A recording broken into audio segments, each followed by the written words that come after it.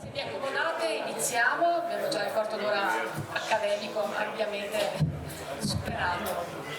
Grazie di essere qui, vedete nel titolo di oggi che si parla del futuro della filiera edile, non c'è un settore che abbia sommato una tale quantità di cambiamenti, interventi normativi, nazionali, europei, contrordini, anche in questi giorni, per cui si crea una situazione che è il contrario di quella chiarezza e certezza di cui le imprese hanno bisogno. Mi raggiunge Roberto Boschetto, presidente di Confartigianato Imprese Veneto, diamo il via a questa giornata e chiediamo anche quali sono gli obiettivi.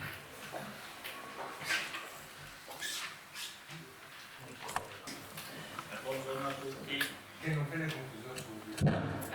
Bene, ringrazio tutti della vostra presenza, un sabato così particolare per il tempo, ma per noi è particolare perché come Confartigianato stiamo seguendo e siamo ormai alla chiusura della settimana della sostenibilità. È una settimana che viene organizzata a livello nazionale da Confartigianato su un tema che ci vede coinvolti tutti, ma oggi soprattutto affrontiamo quello che è il tema dell'edilizia. L'edilizia che, come sapete tutti, soprattutto voi oggi addetti al lavoro, è un tema che vede il nostro territorio, le nostre imprese coinvolte in un periodo, in un momento in cui anche in base a quelle che sono le regole, le normative del Green Casa, che c'è una prima tappa nel 2030 per dopo arrivare anche nel 2050 con le categorie EF, le classi, insomma vede tutta l'edilizia ad affrontare un momento di cambiamento da un lato, però dall'altro lato io sono preoccupato perché per fare tutti questi cambiamenti e ammodernamenti dei nostri edifici che prevalentemente sono negli anni 70-80, insomma non è che sia stato di certo il 110 a risolvere il problema, ma il problema sarà da qui in avanti. Quindi penso che sia un tema dove innanzitutto le nostre imprese, le nostre piccole imprese devono lavorare e crescere sotto l'aspetto di una nuova cultura di costruire e di vedere il nostro territorio, il nostro ambiente e la vita della società del futuro. Per questo l'incontro di oggi, a cui affidiamo un supporto per darci una mano affinché si possa, appunto, io e i miei colleghi, poter imparare ed essere sensibilizzati soprattutto su questo tema. Ci tengo a ringraziare, arriverà più tardi, il sottosegretario al Ministero delle Imprese del Made in Italy Massimo Bitonci, ringrazio l'architetto Salvina Sist che anche quest'anno è qui con noi, è direttore della Direzione Pianificazione Territoriale della Regione Veneto, i nostri due relatori di Nomisma, e il nostro caro professore e la collega di Smart Land che appunto ci aiuteranno su questo tema. Grazie ancora alla giornalista Barbara Gatti.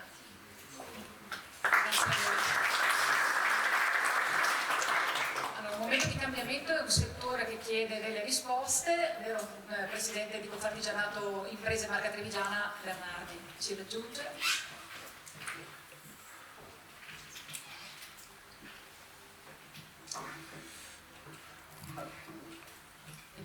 Grazie a tutti voi.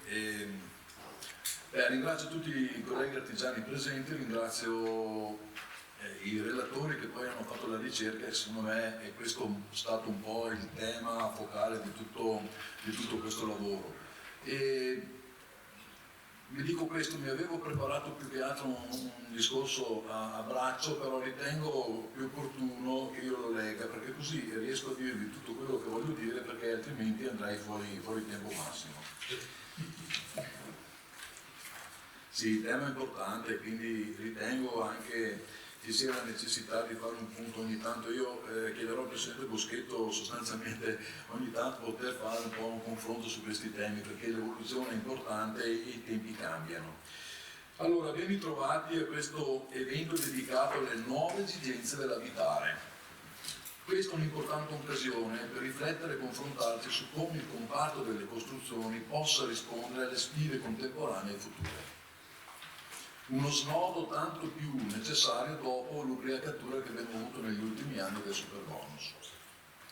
Nel corso della mia esperienza imprenditoriale nel settore ho avuto modo di osservare da vicino l'evoluzione delle esigenze abitative. Oggi più che mai siamo chiamati a ripensare e a rinnovare tutto il processo sotteso alla realizzazione di un immobile, partendo dall'uso che ne farà chi lo abiterà, quindi dalla progettazione ai materiali, passando anche per la domotica. La bussola che guida questi processi è la sostenibilità ambientale, declinata attraverso l'efficienza energetica, tema che oggi lo sentiamo su tutti i giornali, su tutti i fronti, ma soprattutto il rispetto al benessere e alla sicurezza delle persone che abiteranno gli ambienti che costruiamo. È fondamentale considerare i bisogni specifici delle diverse fasce d'età, tutte accomunate dal desiderio di migliorare la qualità del vivere. Per i giovani è essenziale la ricerca di spazi multifunzionali e accessibili che favoriscono la socializzazione e la creatività. Per le nuove famiglie, da parte loro, ricercano la funzionalità con accesso a servizi ed aree verdi a supporto della crescita del proprio nucleo familiare. Per gli anziani, ambito del peso crescente, le abitazioni devono garantire accessibilità e sicurezza rispetto alla perdita di autonomia, come anche spazi che agevolino l'interazione sociale. La filiera edile è un ecosistema complesso e interconnesso, dove ogni attore, amministrazioni comunali, progettisti, costruttori, fornitori e committenti, e mi permetto di inserire anche gli istituti bancari, giocano un ruolo cruciale. Solo attraverso una collaborazione stretta e una visione condivisa possiamo costruire un futuro solido e resiliente. Dobbiamo lavorare assieme per promuovere politiche e agevolazioni per nuovi edifici residenziali, ma soprattutto per il recupero degli esistenti, con pratiche costruttive che rispettino l'ambiente, analizzando materiali sostenibili e implementando soluzioni energetiche innovative. In questo contesto è importante anche sottolineare come belle costruzioni non solo soddisfino le esigenze abitative, ma valorizzino anche il territorio. Edifici progettati con cura e attenzione all'estetica possono diventare veri e propri punti di riferimento, contribuendo a creare un senso di identità e appartenenza alla comunità. Un altro tema che voglio sottolineare è la sostenibilità economica. Oggi più che mai è fondamentale riflettere su come la progettazione e la ristrutturazione di edifici debbano essere allineate con le reali capacità economiche dei potenziali acquirenti. Non possiamo permetterci di costruire o ristrutturare fabbricati a prezzi insostenibili che costringano le persone a indebitamenti a lungo termine come mutui ventennali. La qualità della vita è diventata una priorità per la nostra società. E questo implica che le soluzioni abitative devono essere accessibili e sostenibili a prezzi ragionevoli. Il sistema confartigianato è impegnato a supportare gli imprenditori e le loro imprese nel loro percorso di aggiornamento e formazione, affinché possano con competenza e professionalità concorrere ad alimentare la cultura della bellezza dei luoghi con delle proposte adeguate ai rinnovati bisogni. L'abitare è un terreno privilegiato e valorizza il ruolo della persona, dai professionisti chiamati a progettare e realizzare alloggi sempre più a misura delle persone che li renderanno elementi vitali delle comunità. Grazie dell'attenzione.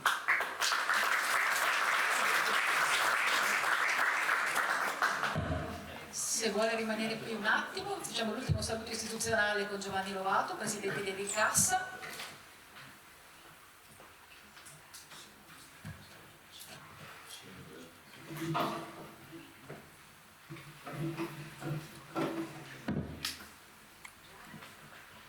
Bene, buongiorno a tutti, unisco anch'io i ringraziamenti per la vostra partecipazione a questo importante evento. Anch'io come Oscar mi sono segnato alcuni punti proprio per non poter dimenticare tutti i concetti che voglio esprimere. Quindi il mio intervento riguarda sì il mio ruolo di presidente di cassa, ma sono anche un imprenditore edile, quindi vivo anch'io tutto questo settore in maniera assolutamente concreta. Sappiamo che tra i mandati che di cassa ha, oltre che erogare prestazioni a imprese e ai lavoratori, contribuire alla formazione in generale, professionale, per la sicurezza, eccetera, vi è anche quello importante di tutelare e far crescere tutto il settore edile artigiano della nostra regione. Quindi promuovere e sostenere iniziative di studio, analisi, ricerca, come quelle che verranno presentate oggi, rientra pienamente nel ruolo della Cassa. Voglio segnalare anche che l'ottimo rapporto consolidato nel tempo che si è instaurato tra le parti sociali della nostra regione, contraddistinto da reciproco rispetto, dialogo costante e costruttivo, dalla condivisione di obiettivi comuni, ha permesso e permetterà anche all'Edilcassa di continuare a lavorare proficuamente a 360 gradi per la crescita e tutela del settore. Nello specifico, studiare il trend del mercato immobiliare, conoscere le esigenze abitative delle nuove generazioni, capire le percezioni e necessità delle imprese edili e di tutto il comparto casa, consentiranno a tutta la filiera di mettere in atto strategie e azioni necessarie per lo sviluppo dell'intero settore, di stare al passo e a volte anche anticipare i tempi e i cambiamenti, sempre a favore della crescita di tutto il mondo edile. Non possiamo dimenticare, come si ricordava anche prima, che negli ultimi decenni tutto il nostro settore è stato interessato da trasformazioni che io definisco epocali.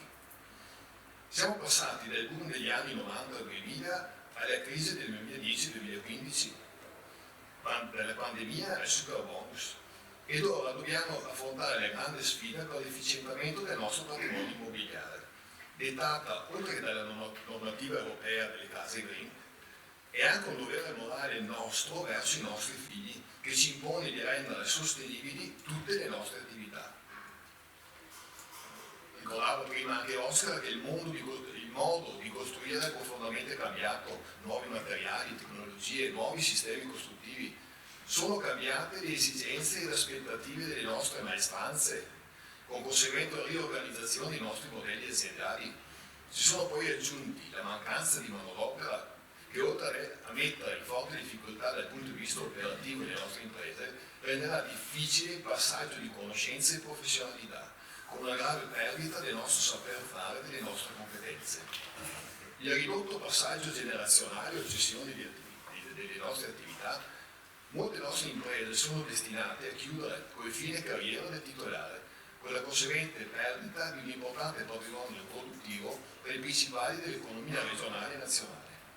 Poi, non da ultimo, il sistema di bonus che sì ha incentivato e aiutato il settore, ma nello stesso tempo, a causa delle continue modifiche anche retroattive, incertezze per continuità temporale limitata, ha reso la vita difficile alle imprese, che per una corretta programmazione dei lavori e in generale della gestione organizzativa hanno bisogno di normativi semplici, invariabili ed efficaci per un arco di tempo medio-lungo. Aggiungo infine che la mancanza di una legge che regola l'accesso alla professione manca questa regolamentazione. Il nostro settore ha estremamente bisogno, durante il 110 abbiamo visto quante imprese sono improvvisate e cosa è successo, quindi per avere una maggior qualificazione delle imprese si passa necessariamente anche per una legge di accesso alla professione. Quindi concludendo, nelle nostre riflessioni in questi momenti di analisi, approfondimento e di discussione dovremo tener conto anche di tutte queste molteplici problematiche per orientare al meglio tutti gli attori del nostro mondo delle costruzioni, imprese, lavoratori, parti sociali, sindacali e datoriali, cittadini e amministratori, verso un percorso che secondo me è già iniziato, impegnativo ma che potrà dare sviluppo e soddisfazioni a tutte le categorie. Grazie. Sì, potrei accompagnarvi in sala e invece mi raggiungono Elena Molignoni e Marco Boni, Nomisma, rispettivamente Head of Real Estate e Senior Advisor, perché abbiamo detto cambia il settore, cambiano le normative, ma cambia anche il contesto in cui lavorano, a cominciare proprio dalla demografia di cui abbiamo già insomma accennato. Buongiorno a tutti e grazie per l'invito. Io sono Marco Bovoni, sentite bene da questo microfono? Sì. E con me c'è Elena Molignoni che è la responsabile del real estate di Nomisma. Eccoci. Allora, se diciamo che un po' di temi sono già stati introdotti dai presidenti, perché effettivamente il presidente Boschetto parlava di una roadmap, no? Quindi si tratta di guardare in avanti, questo è un percorso, quello sull'efficientamento, sulla riqualificazione, che prenderà tanti anni, poi lo vedremo anche, abbiamo delle slide realizzate anche su quelli che sono gli adempimenti, quelli che sono gli obiettivi che si pone l'Unione Europea da qui ai prossimi anni, ma nel frattempo ci sono anche esigenze di breve, ne parlava il presidente Bernardi, quindi il discorso di capire le nuove esigenze della domanda. Quindi il nostro lavoro sostanzialmente si è focalizzato su questi aspetti. Abbiamo analizzato i driver che stanno un po' cambiando, che stanno dettando la trasformazione della domanda abitativa e lo vedremo perché i numeri come sempre parlano, sono da interpretare ma parlano ed evidentemente sappiamo la popolazione in calo, questi sono dei macro trend che sono in atto, l'invecchiamento della popolazione, a tutti questi trend rispondono poi dopo delle nuove esigenze, quindi non per forza ci sarà un calo della domanda, anzi diciamo che non è quello che si vede nei numeri prospettici, ma è semplicemente una trasformazione della domanda. A quel punto abbiamo analizzato, abbiamo fatto un sondaggio, una survey alla popolazione residente veneta per cercare di capire quali sono, diciamo, no, le loro esigenze, soprattutto in termini della riqualificazione energetica. E poi abbiamo parlato anche con l'offerta, quindi con la filiera delle costruzioni, abbiamo fatto dei workshop dove siamo andati a porre delle domande specifiche, vedremo un po' quello che ne è emerso, però quelle che sono, diciamo, i vincoli e le opportunità che le aziende del territorio ci hanno espresso. Ecco, andiamo un po' a vedere gli elementi di sintesi. Allora, la popolazione cala, questo è un dato di fatto, lo sappiamo a livello nazionale, anche a livello veneto, poi vediamo i numeri, ma la ricomposizione per fascia d'età genera dei cambiamenti negli stili di vita e nelle condizioni delle preferenze abitative. Quindi vedremo questo cosa significa. La domanda immobiliare sicuramente è manifesta nei territori in crescita, si riduce in quelli che perdono popolazione, però anche qui attivare delle opportune modalità di promozione di sviluppi coerenti con le strategie urbane può di nuovo innescare la domanda. Terzo punto, la popolazione cala, leggiamo però che la frammentazione e ricomposizione dei nuclei familiari attiva il mercato di sostituzione dell'abitazione, quindi non solo nuove esigenze, ma anche il parco che c'è oggi probabilmente in parte dovrà essere riqualificato, in parte dovrà essere sostituito e anche questo è un attivatore della domanda, con evidentemente delle caratteristiche diverse, quindi soluzioni abitative di minori dimensioni e specifiche che poi vedremo più avanti, ma che di fatto vanno in un maggiore godimento dell'abitazione, no? Tutti quei concetti di well-being e di benessere e in parte anche a favore della locazione. La domanda chiaramente di nuovo nella sua complessità e segmentazione è un altro trend demografico che ben sappiamo è il progressivo invecchiamento e quindi la popolazione anziana richiede specifiche condizioni e quindi abitazioni age friendly, ne parlava prima anche il presidente Bernardi e vedremo poi dopo a cosa ci riferiamo. Chiaramente questo richiede un salto culturale, il senior living come Nomisma, abbiamo visto anche tanti business plan in giro per l'Italia che fanno fatica ancora a girare, no? Per quanto riguarda questo tipo di di asset class, però evidentemente il trend della popolazione va in quella direzione, quindi bisognerà trovare delle risposte in qualche modo.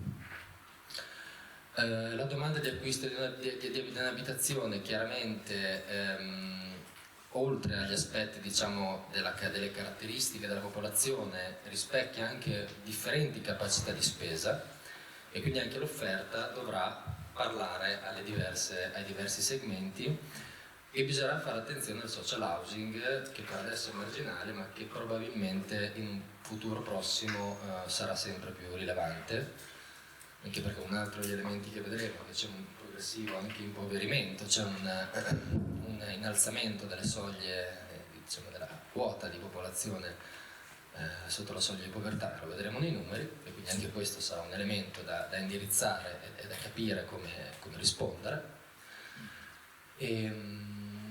Ecco, sul tema della ricerca del benessere un tema chiave è appunto quello di andare a ricercare un salto di qualità in termini di efficienza energetica. Si è parlato prima di ubriacature, no? Probabilmente del super bonus, probabilmente è stato così, tuttavia anche qui si possono andare a prendere alcune cose positive che ci ha portato questa esperienza. Sicuramente non si è mai parlato così tanto di efficientamento energetico come in questa fase, quindi diciamo almeno l'aspetto comunicativo e di rendere accessibile alla popolazione questa tematica sicuramente agevola la filiera, perché ha già fatto un lavoro diciamo di comunicazione e di introduzione su questo tema, dove chiaramente che vede le famiglie sempre più attente, no? Anche per un banale tema di costi, perché ricordiamoci quello che è successo sul fronte energetico, evidentemente l'impatto che hanno avuto le famiglie italiane, che hanno visto anche il loro potere d'acquisto ridursi anche in funzione dell'innalzamento diciamo, delle bollette, chiaramente ha fatto in modo che ci sia una grande sensibilità in questo momento anche sul tema del risparmio energetico per fini di sostenibilità ambientale ma anche economica, no? Dopodiché abbiamo analizzato anche lo stock abitativo. Parliamo di numeri, ci sono circa 2.660.000 abitazioni in regione, di cui 584.000 non occupate. Al momento questa a livello regionale è la stratificazione, quindi il 79% circa sono di proprietà, circa il 16% in affitto e il 5% diciamo, in usufrutto, uso gratuito e quindi altro titolo. Per quanto riguarda le locazioni, chiaramente le fasce deboli della popolazione, quindi giovani, famiglie monoreddito, immigrati, stanno sempre più cercando soluzioni abitative anche in locazione e vedremo che la pressione della domanda sulla locazione effettivamente sta portando a un aumento anche dei canoni. Per quanto riguarda il mercato immobiliare, allora nel 2023 le compravendite in Veneto di abitazioni sono state 63.000, che è l'8,6% del settore italiano, che è in linea tra l'altro con qual è la percentuale di popolazione residente in Veneto rispetto alla popolazione italiana. Il picco di transazioni, qua potremmo dire come in tutta Italia, è stato il 2022, quindi il rimbalzo post-Covid sappiamo tutti che ha portato a un picco di transazioni importanti, no? Quindi evidentemente adesso leggere i dati 23 o 24 in funzione del 22 difficilmente ci porta a dati positivi, perché il 22 è stato un anno, se vogliamo, anomalo da un punto di vista proprio del numero di transazioni. Altro elemento importante, poi lo vedremo anche un po' più nei numeri, anche se rapidamente, chiaramente poi lasceremo i documenti a disposizione, potrete vedere tutti i numeri che stanno sotto, però riguarda i prezzi. I prezzi nominali negli ultimi 10 anni delle abitazioni hanno subito decrementi compresi tra il 17% di Vicenza e il 7% di Padova, nei mercati capoluoghi di provincia. Invece al contrario i prezzi nella media dei comuni delle province, quindi nei comuni diciamo non capoluogo, hanno dimostrato una maggiore tenuta. Per quanto riguarda i canoni medi delle abitazioni locate, diciamo prima, stanno mediamente crescendo nel decennio. In particolare negli ultimi anni, questo è un trend anche a livello nazionale, sospinti dalla pressione della domanda a fronte di un'offerta che è un po' carente. Per quanto riguarda poi le previsioni dei prezzi, quindi qua guardiamo le previsioni dei prezzi, quindi guardiamo i prossimi 2-3 anni, questo con modelli diciamo macroeconomici, no, proprio, nei mercati capoluoghi di provincia nei prossimi 3 anni si prevedono prezzi in leggero aumento dove?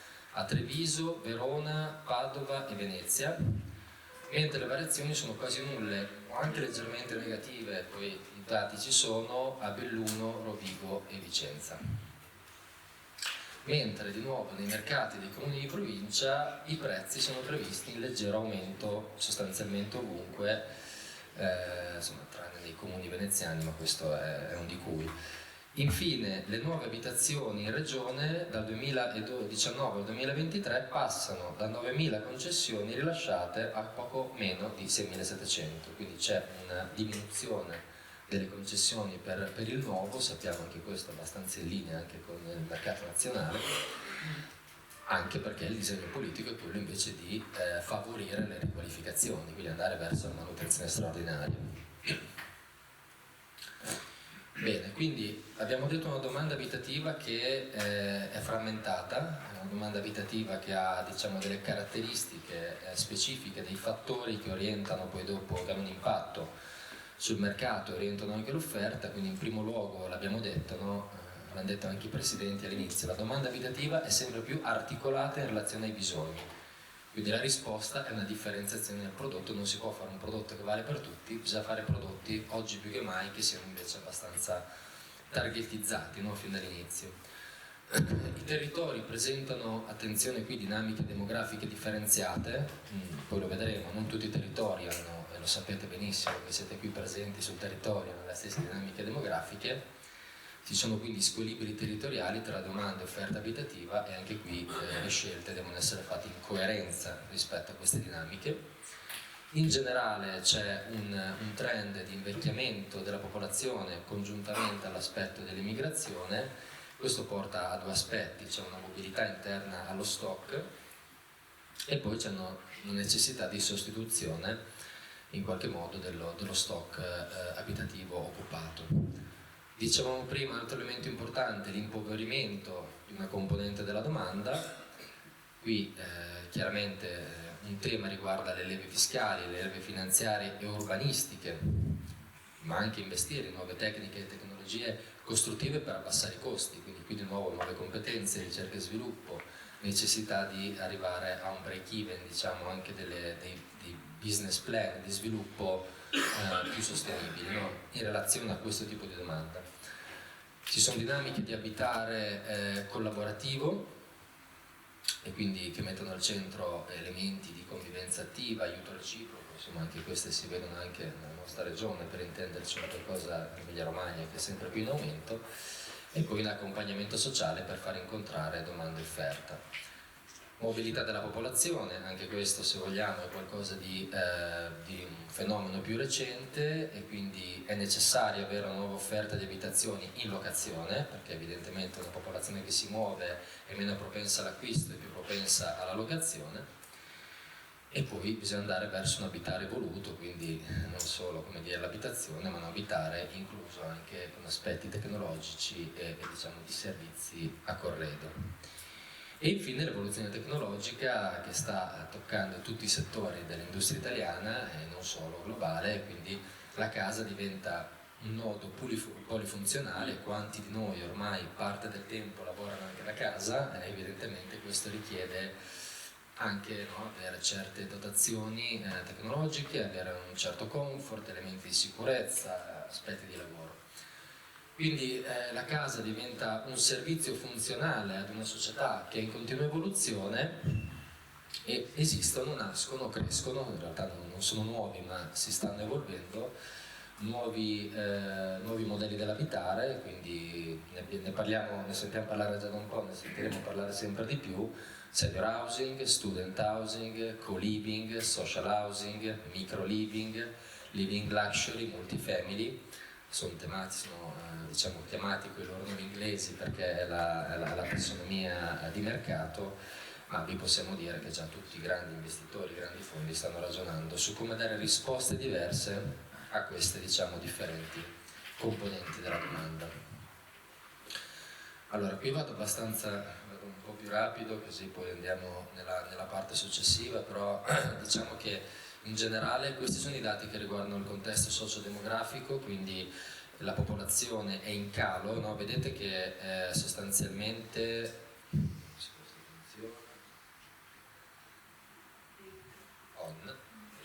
eccolo. Quindi il trend di decrescita della popolazione, questo è un dato consuntivo, questo è un dato previsionale, quindi è previsionale da prendere sempre con le giuste, con le moglie, con le pinze, diciamo. Quindi evidentemente il calo a livello nazionale è maggiore rispetto a quello che è previsto per il Veneto, quindi il Veneto sembra dal punto di vista demografico reggere un po' meglio. E chiaramente poi dopo i dati sono da leggere anche a livello di singolo comune, di singola area del territorio, perché la dinamica demografica negli ultimi 10 anni è piuttosto diversificata, non è chiaramente quel meno che leggevamo, non è uguale dappertutto, ma qui ci sono delle mappe sostanzialmente di calore dove chiaramente il rosso è dove si è persa più popolazione e quindi sostanzialmente, come potete immaginare, zone più legate al Polesine, più legate alla zona diciamo montana sono quelle che hanno un po' più sofferto, quindi anche questo dovrà essere considerato chiaramente dalle imprese del territorio.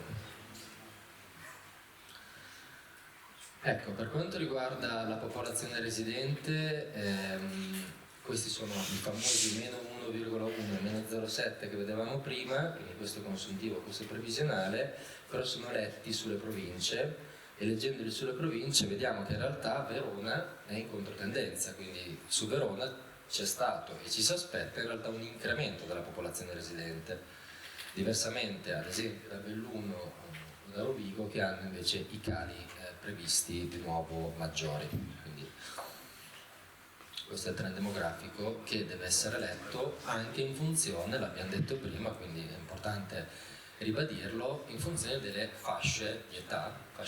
Questi sono dati consuntivi, quindi le fasce d'età ci dicono che ad oggi la fascia d'età 45-64 costituisce il 32% della popolazione residente nella totalità delle province, mentre quella oltre 65 rappresenta ad oggi un quarto. Quindi è chiaro che se andiamo a sommare il fatto che già oggi c'è un quarto della popolazione sopra i 65, scusatemi, e che il 32 oggi è tra i 45 e i 64, questa è un'altra fascia che domani andrà a riempire, possiamo dire, quella sotto. Quindi il trend di invecchiamento è questo, quindi anche le risposte della filiera devono essere pensate in una logica di un trend molto molto importante.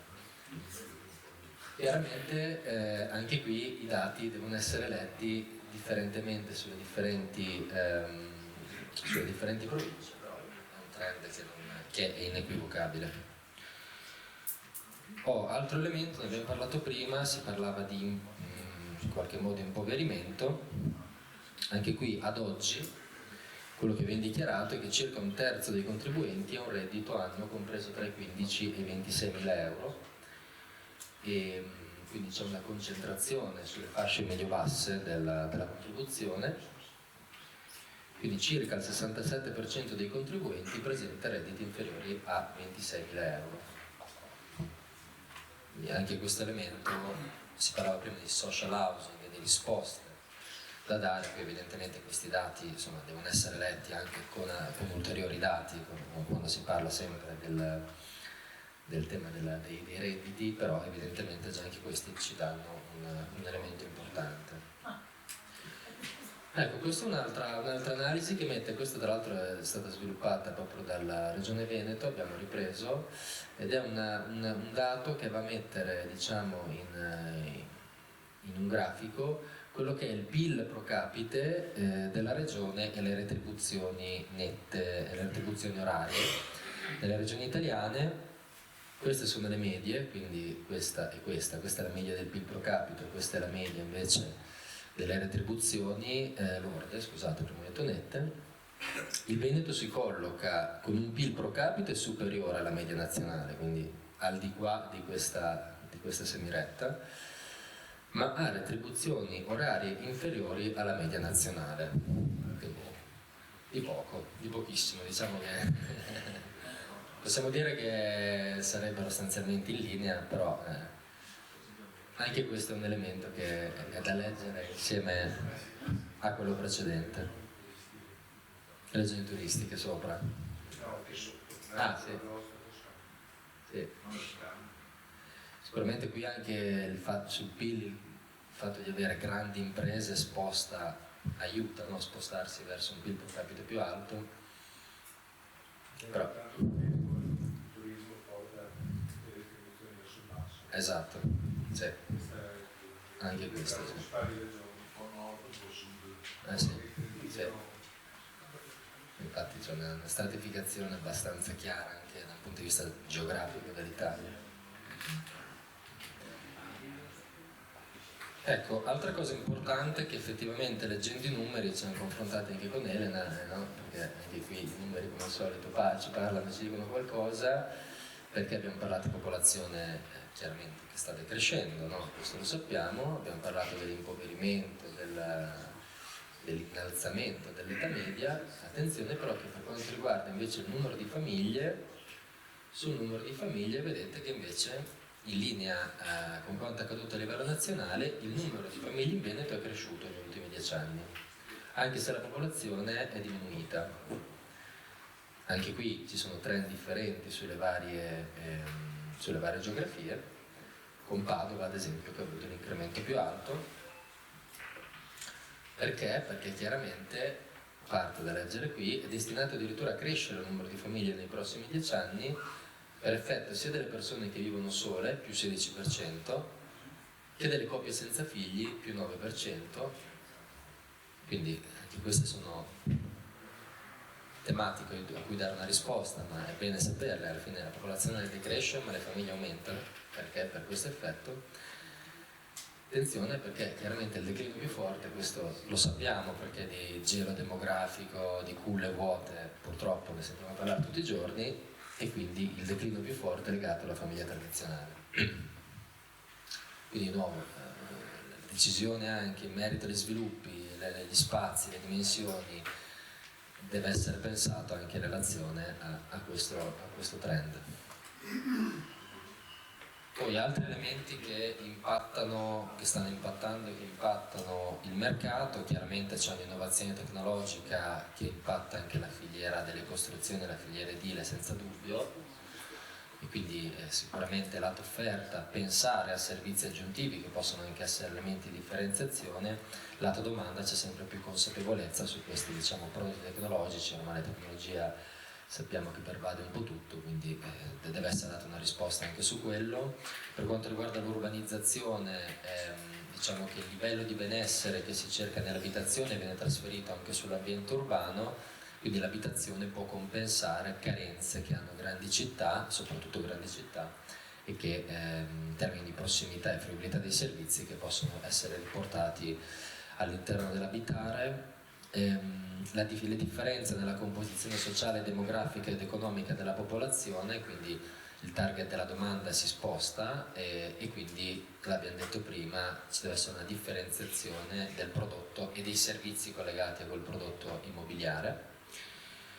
I cambiamenti generali culturali in atto, generazionali culturali in atto, lo sappiamo un po' tutti, c'è il tema della sharing economy, quindi il fatto che sia per un tema di reddito, sia per un tema anche di opportunità, di mobilità, si va spesso verso concetti di sharing economy anche in questo settore, e quindi a risposte di abitare collaborativo.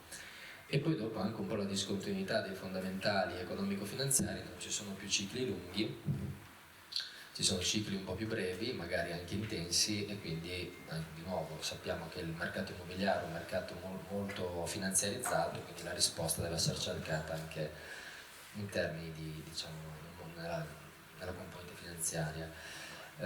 Qui vi lasciamo i dati, direi che non sto a entrare nel merito, insomma, su quelle che sono le statistiche per le abitazioni occupate, le non occupate, per provincia e per comune.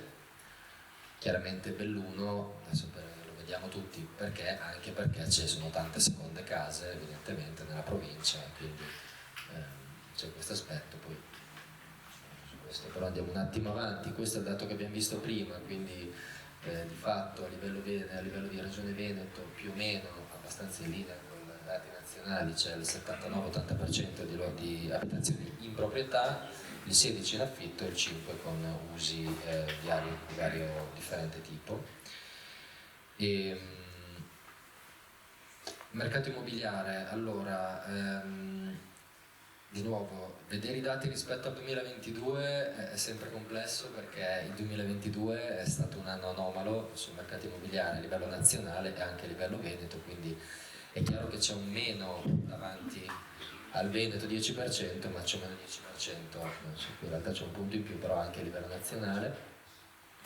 Da notare che buona parte delle transazioni però avviene nel resto della provincia, quindi al netto dei capoluoghi di provincia buona parte delle transazioni, quasi 3 su 4, sono diciamo, effettuate nel resto della provincia, sintomo sinonimo che è una provincia comunque attiva da un punto di vista immobiliare.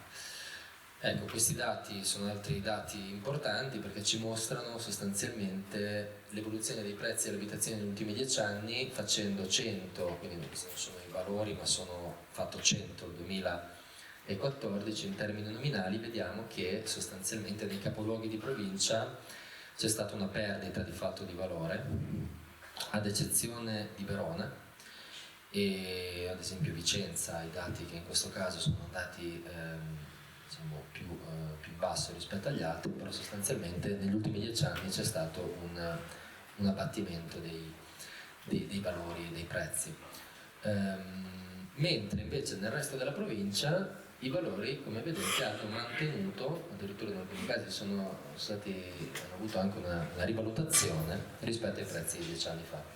Quindi anche qui dinamiche differenti tra valori nei capoluoghi e valori nel resto della provincia. Canoni, quindi qua parliamo di locazione. La locazione invece, dicevamo prima, cresce, andamento di crescita. Di nuovo non solo nei comuni capoluoghi di provincia, ma anche nel resto della provincia. Quindi diciamo il mercato della locazione dimostra dati in aumento, di nuovo da leggere in maniera differenziata tra le varie province, però e qua lo vediamo, no? Ad esempio ci sono dati ben differenti di crescita, però sono dati sostanzialmente tutti in crescita, a parte qualche eccezione. Permessi di costruirla abbiamo detto prima, però lo vediamo anche in numeri, c'è dal 19 al 23 un meno 26%, quindi da quei 9.000 circa, quei 6.700 che dicevamo prima, di nuovo sinonimo, no? Un po' di quello che è sintomo di quello che è la volontà di spingere sul tema riqualificazione, manutenzioni straordinarie e riqualificazione del patrimonio residenziale abitativo attuale esistente. Andrei avanti, ecco, per chiudere questo capitolo sulla parte del mercato immobiliare, le previsioni Nomisma sui prezzi delle abitazioni. Cosa si nota? Quindi 24, 25, 26 di nuovo separati tra i capoluoghi e il resto della provincia. Allora abbiamo degli andamenti che sono differenziati, perché per quanto riguarda i capoluoghi di provincia nei prossimi 3 anni si nota un leggero aumento a Treviso, a Verona, ma soprattutto a Padova e Venezia che è l'unica che va sopra il 2% annuo insieme a Padova, mentre abbiamo variazioni quasi nulle previste, attenzione che ho sempre previsioni, a Belluno, Rovigo e Vicenza. Il resto della provincia invece come vedete continua ad avere una sostanziale tenuta su tutte le province, anche per qualche dato che è sostanzialmente stabile nei prossimi 3 anni. Passo la parola a Elena.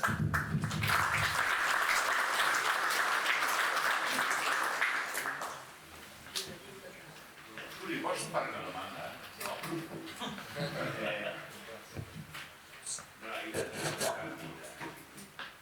su quello che è il numero delle abitazioni non occupate, no? È un numero che da sempre, insomma, e abbiamo visto che 1 su 5, 1 su 4 non è occupata. Al netto delle seconde case, sono abitazioni, non so se c'è magari un dato di questo, abitazioni che non rispondono più a criteri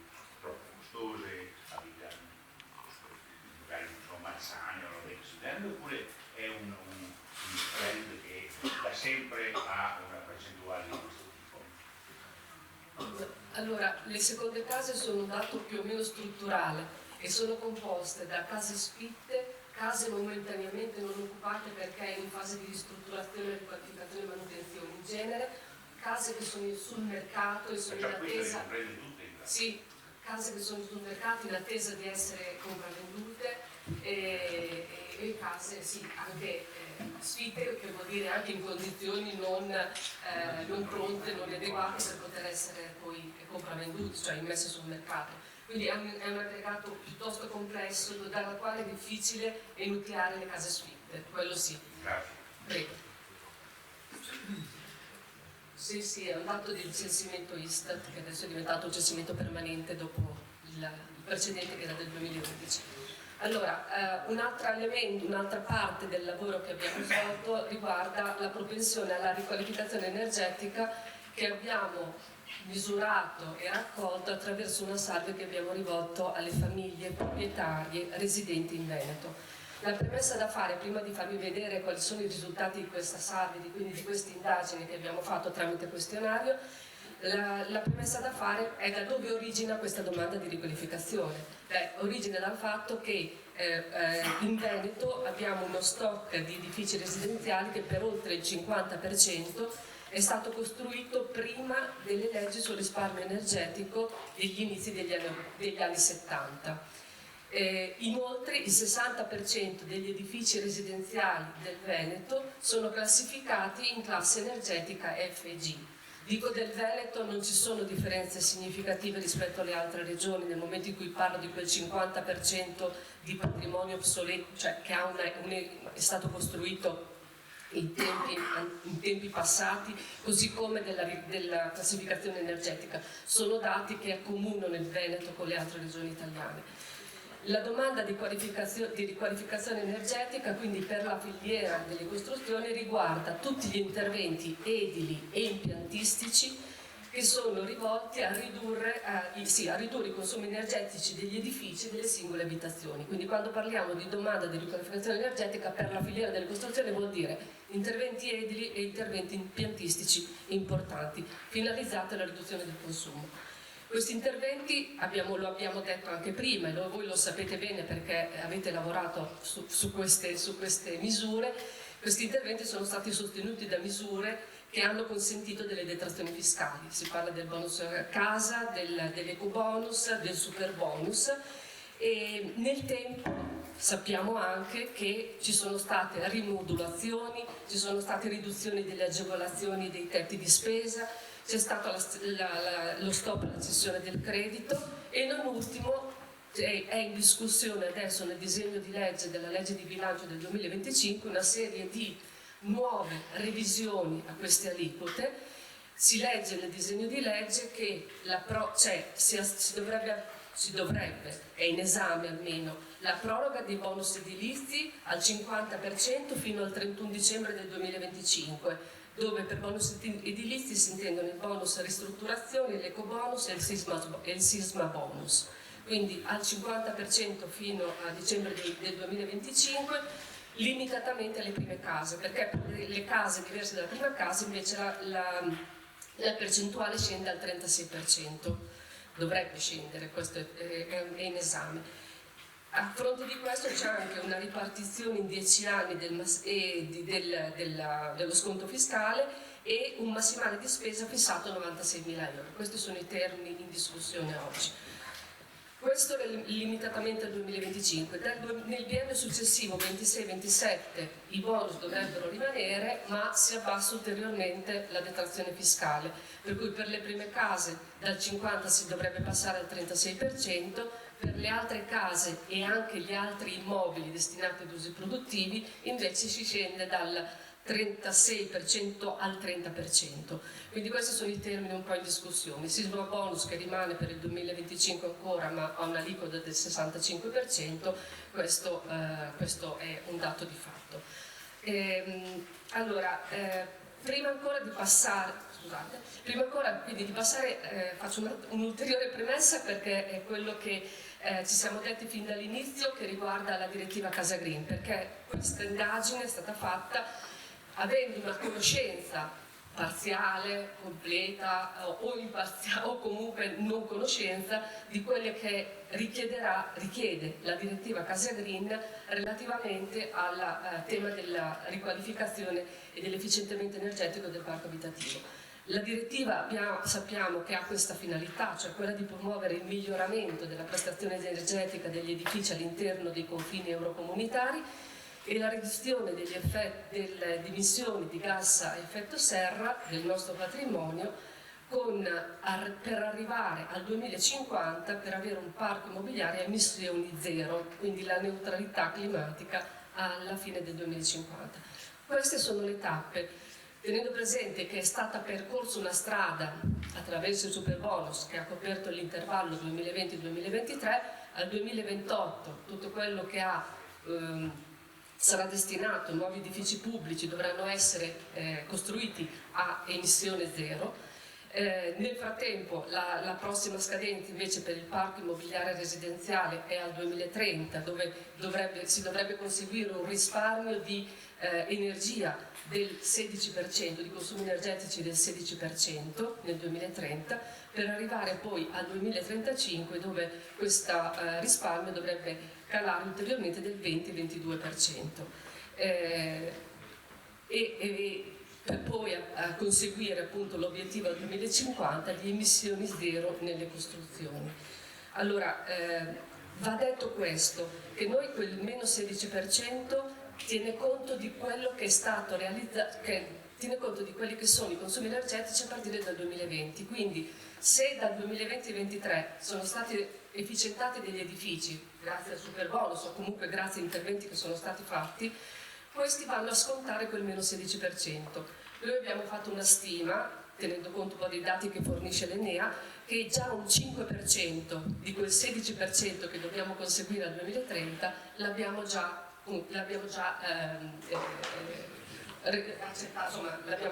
recepito, insomma, acquisito. Va bene. Detto questo, un'altra cosa che si può dire velocemente è che c'è il rischio che nel momento in cui non è stato definito quale patrimonio e quanto patrimonio dovrà essere efficientato, mentre nella prima direttiva si parlava di 1.800.000 abitazioni in classe energetica e FG, adesso non c'è più questo target, c'è solo il target di una riduzione dei consumi di energia. Questo cosa vorrebbe dire? Che basterebbe che i grandi proprietari o comunque quelli che hanno delle disponibilità economiche importanti riducessero del 50-60% il loro consumo energetico per conseguire quell'obiettivo. Questo cosa vuol dire? Vuol dire che c'è il rischio che si crea uno squilibrio, una diseguaglianza sulla distribuzione del patrimonio, per cui c'è quello che sono riusciti a efficientare perché avevano soldi e capacità finanziarie per poter affrontare questi interventi, mentre diciamo che la massa, cioè il patrimonio invece quello più diffuso rischia di mantenere anche a fronte del conseguimento di questi obiettivi, di mantenere delle performance energetiche molto negative. Quindi è necessario, sono necessarie misure capaci di poter attivare questi interventi in maniera diffusa, tenendo conto delle diverse capacità di spesa della popolazione che vive nelle abitazioni.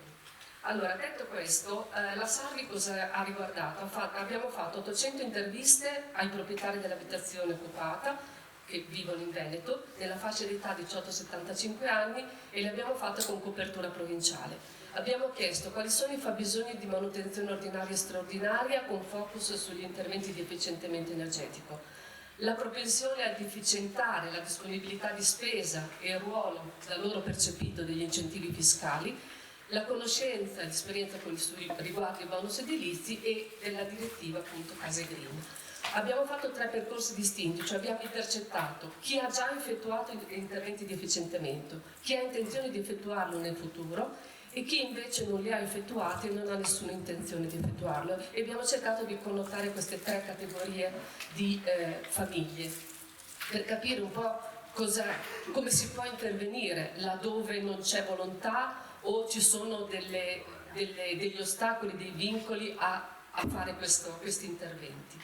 Allora, scusate, avanti e indietro. Velocemente questi risultati in sintesi. Allora, la maggioranza delle famiglie esprime soddisfazione per la propria condizione abitativa, e anche se le maggiori criticità si evidenziano per gli elevati consumi energetici. Il 10% dei proprietari, che equivale a 165.000 famiglie venete, ritengono necessari interventi di manutenzione straordinaria, e l'obiettivo è quello di migliorare l'efficienza energetica ma anche il comfort abitativo. La propensione delle famiglie verso l'efficientamento energetico abbiamo detto che le abbiamo divise in 3 cluster. Le famiglie operative, che sono 691.000 e sono il 43% delle famiglie proprietarie, sono quelle che hanno operative perché sono quelle che hanno già realizzato gli interventi di efficientamento, e sono quelle con reddito più elevati, abitazioni indipendenti. Lo sappiamo, il superbonus ha agito soprattutto sulle unità immobiliari unifamiliari e comunque quelle che vedevano 1 o massimo 2 proprietari. I condomini sono stati quelli più penalizzati da questa misura, perché richiedeva tutta una complessità che poi li ha esclusi dal poter usufruire questa misura. Le famiglie esploratrici, circa 421.000, cioè sono quelle che vorrebbero farlo in futuro, e sono prevalentemente giovani proprietari residenti in condomini di più recente costruzione. E poi ci sono quelle attendiste, così le abbiamo definite, che sono il 31% delle famiglie proprietarie di abitazioni in Veneto, complessivamente 504.000, che hanno componenti over 55, redditi bassi, e non hanno ancora avviato questi interventi e non hanno intenzione di farlo in futuro. Per gli interventi effettuati o programmati prevale il miglioramento termico dell'edificio tra quelli che hanno fatto o intendono farlo a breve. Vorrebbero fare miglioramento termico dell'edificio, l'installazione e sostituzione di impianti di climatizzazione invernale o estiva, e per finire l'installazione di pannelli solari e impianti fotovoltaici. La spesa media delle famiglie operative, di chi ha già fatto l'intervento, è stata di circa 32.000 euro a famiglia. Adesso, se la stessa cosa lo chiediamo alle famiglie esploratrici, quelle che intendono farlo, la loro disponibilità a spendere è calata, perché si passa da 32 a 24.000 l'impegno di spesa che è previsto. E lo vedremo. Per passare da famiglie esploratrici, cioè che hanno intenzione, a famiglie operative, la discriminante è la disponibilità di bonus fiscali, quindi l'importanza di misure che in qualche modo vengono ad alleggerire un po' il carico e la spesa che queste famiglie devono sostenere. Le famiglie attendiste, cioè quelle che non intendono fare interventi di efficientamento energetico, ritengono che il costo sia troppo elevato e non hanno intenzione appunto di e solo a fronte di incentivi adeguati e sostenibili possono prendere in considerazione la possibilità di fare questi interventi. Sulla direttiva Case Green c'è un certo livello di conoscenza, dopo velocemente vi faccio vedere i numeri. Oltre la metà degli intervistati dichiara di essere a conoscenza di questa direttiva. Sebbene la maggioranza non appaia ancora disposta ad intraprendere gli interventi se non sono resi obbligatori, cresce comunque la propensione ad effettuarli. Il motivo per cui si vogliono fare questi interventi è per il risparmio, fondamentalmente il risparmio dei costi in bolletta. Ma lo vedremo anche, c'è anche un tema di comfort abitativo. Allora, velocemente, questo che in sintesi prima vi ho raccontato quello che vedremo adesso nelle singole slide. Allora, il 10% dei proprietari ritengono necessari interventi di manutenzione straordinaria. Manutenzione straordinaria che si traducono in interventi di efficientamento energetico e di comfort abitativo. Il 73% è più attento al tema del risparmio energetico rispetto a 5 anni fa. Poi ci sono delle accentuazioni. Questa sensibilità rispetto al tema dell'efficientamento energetico è maggiore per gli under 35, che ha un alto livello di istruzione, e poi, avendo fatto questa indagine per provincia, anche chi vive a Padova hanno una maggiore attenzione a questo tema, mostrano una maggiore attenzione a questo tema. Abbiamo detto che sono 3 i cluster, le operative, le esploratrici e le tendiste, e questo è il loro profilo. Cambia l'età, cambia il reddito, cambia il tipo di abitazione occupata. A seconda, appunto, le operative sono quelle che hanno già fatto gli interventi, le esploratrici quelle che intendono effettuarlo, le tendiste quelle che non vogliono ancora fare nessun intervento. E, ecco, queste sono, diciamo, le accentuazioni, cioè se abbiamo le famiglie così definite, sono prevalentemente, sono più diciamo, presenti la categoria delle famiglie operative nelle province, quelle evidenziate col colore più blu tenue, che sono Vicenza, Treviso, Venezia e Padova. Ci sono le esploratrici, cioè quelle che più sono disposte, sono già propense a fare l'intervento nei prossimi anni, e abbiamo una maggiore concentrazione a Verona e Rovigo. Le attendiste sono più frequentemente presenti a Belluno, non che non ci siano nelle altre province, ma hanno una presenza maggiore in termini percentuali a Belluno. Allora, questo per quanto riguarda gli interventi. Come vi dicevo, l'installazione, sostituzione di impianti di climatizzazione, il miglioramento termico e la sostituzione di impianti di climatizzazione estivi sono piuttosto frequenti, e in entrambi i cluster prevale la motivazione a ridurre, quindi le operative e le esploratrici, i consumi energetici e a migliorare il comfort abitativo.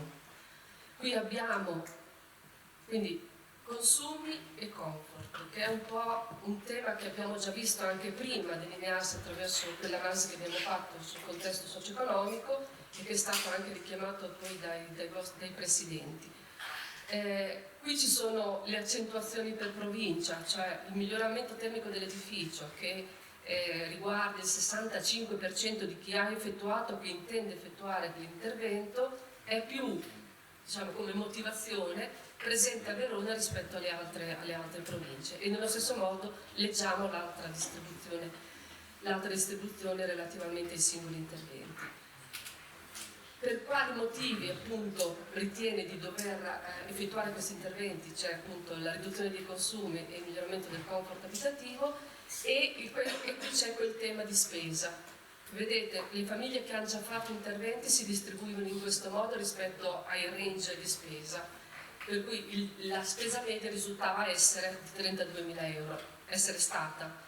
Quella invece a cui sono disposti a sostenere le famiglie esploratrici scende a 24.000.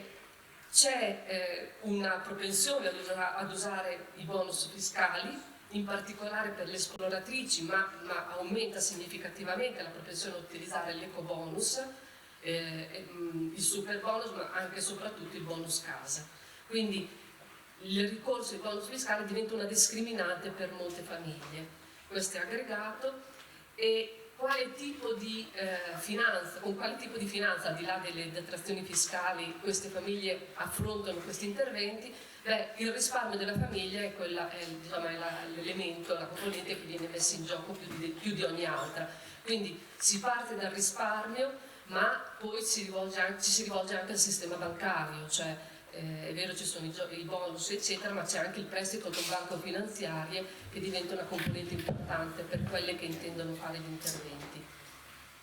Poi ci sono, e sto per finire, le famiglie attendiste, cioè quelle che non vogliono fare interventi. E cosa dicono queste famiglie? Che il motivo per cui non vogliono fare questi interventi è perché sono troppo costosi e c'è troppa burocrazia. Troppa burocrazia, troppo tempo e troppe competenze da mettere in gioco che loro non hanno. Allora cosa vuol dire questo? Che un sistema di incentivi favorevoli e sostenibili per le famiglie potrebbero essere una risposta a sono troppo costosi questi interventi, quindi incentivi e anche aiuti finanziari a queste famiglie. Così come poter attivare degli operatori che siano capaci di gestire tutto il processo dalle autorizzazioni fino alla fine dei lavori, cioè una sorta di general contractor. Ecco, questo potrebbe essere la risposta laddove le famiglie dicono è troppo complesso, non ci capisco niente, occorre troppo tempo, non ho le forze per stare dietro a tutte queste questioni, e quindi la figura di un general contractor potrebbe venire incontro, o comunque di servizi da offrire a questa domanda potenziale, potrebbe essere una risposta per venire incontro a queste criticità che vengono dichiarate dalle famiglie che non intendono ancora fare i lavori. Rispetto alla direttiva Case Green ne sono a conoscenza, c'è una certa conoscenza diffusa, come vi dicevo, poi ci sono territori che è più forte la conoscenza, altri invece dove non c'è un po' di incertezza sull'interpretazione e soprattutto le ricadute, l'impatto di questa norma. E rispetto a questa non farò alcun intervento a meno che non sia obbligatorio, quindi c'è il senso di obbligatorietà è molto sentito e soprattutto tra chi ha un reddito medio-basso e chi vive in condominio. Non sono in grado di sostenere alcun intervento anche se obbligatorio, non è neanche questo, cioè irrilevante, insomma, se si pensa a quella che potrebbe essere la domanda futura. Ma perché, secondo l'intervistato, quali sono le opportunità, derivanti dagli interventi di riqualificazione energetica e ristrutturazione, risparmio di costi in bolletta e il miglioramento del comfort abitativo. Quindi la riqualificazione è percepita come un risparmio di costi di spesa e un aumento del benessere di chi vive con l'abitazione. Questo l'abbiamo visto all'inizio, l'abbiamo sentito dire da voi operatori ed è confermato anche dalle famiglie che dicono questi sono i due elementi che mi indurrebbero a fare questi interventi di miglioramento. Quindi chiudo dicendo che occorre avviare una decisa azione culturale e divulgativa per accompagnare lo sviluppo di questo nuovo mercato, perché affiancato a questo sicuramente sono necessarie anche misure che fungono da leva per attivare anche dei capitali privati.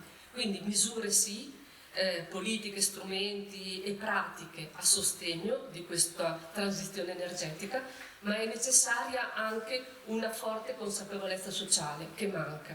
Quindi formazione, lato offerta, ma anche comunicazione, lato domanda, perché è fondamentale per acquisire quella consapevolezza sulla base della quale poi si può intraprendere questo percorso di transizione energetica che ci dovrebbe portare al 2050.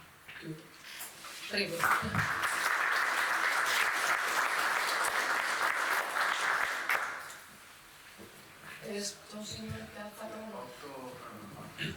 Da molti punti della sua analisi emerge il fatto che molti non l'hanno fatto per gli alti costi degli interventi. Da questa ricerca o da ricerche vostre precedenti può emergere anche il dato che una parte di questi costi sono anche aumentati proprio per il fatto della corsa alla realizzazione di lavori, perché l'intervallo per realizzarli, parlo soprattutto degli ultimi del 110, erano troppo limitati, quindi c'era la corsa, ripeto, per andare a farli, quindi invece ci voleva qualcosa o a regime o più lungo, nato negli anni, perché abbiamo uno stock di produzione installata, di possibilità delle nostre imprese, che va calando perché abbiamo sempre meno personale nelle nostre imprese.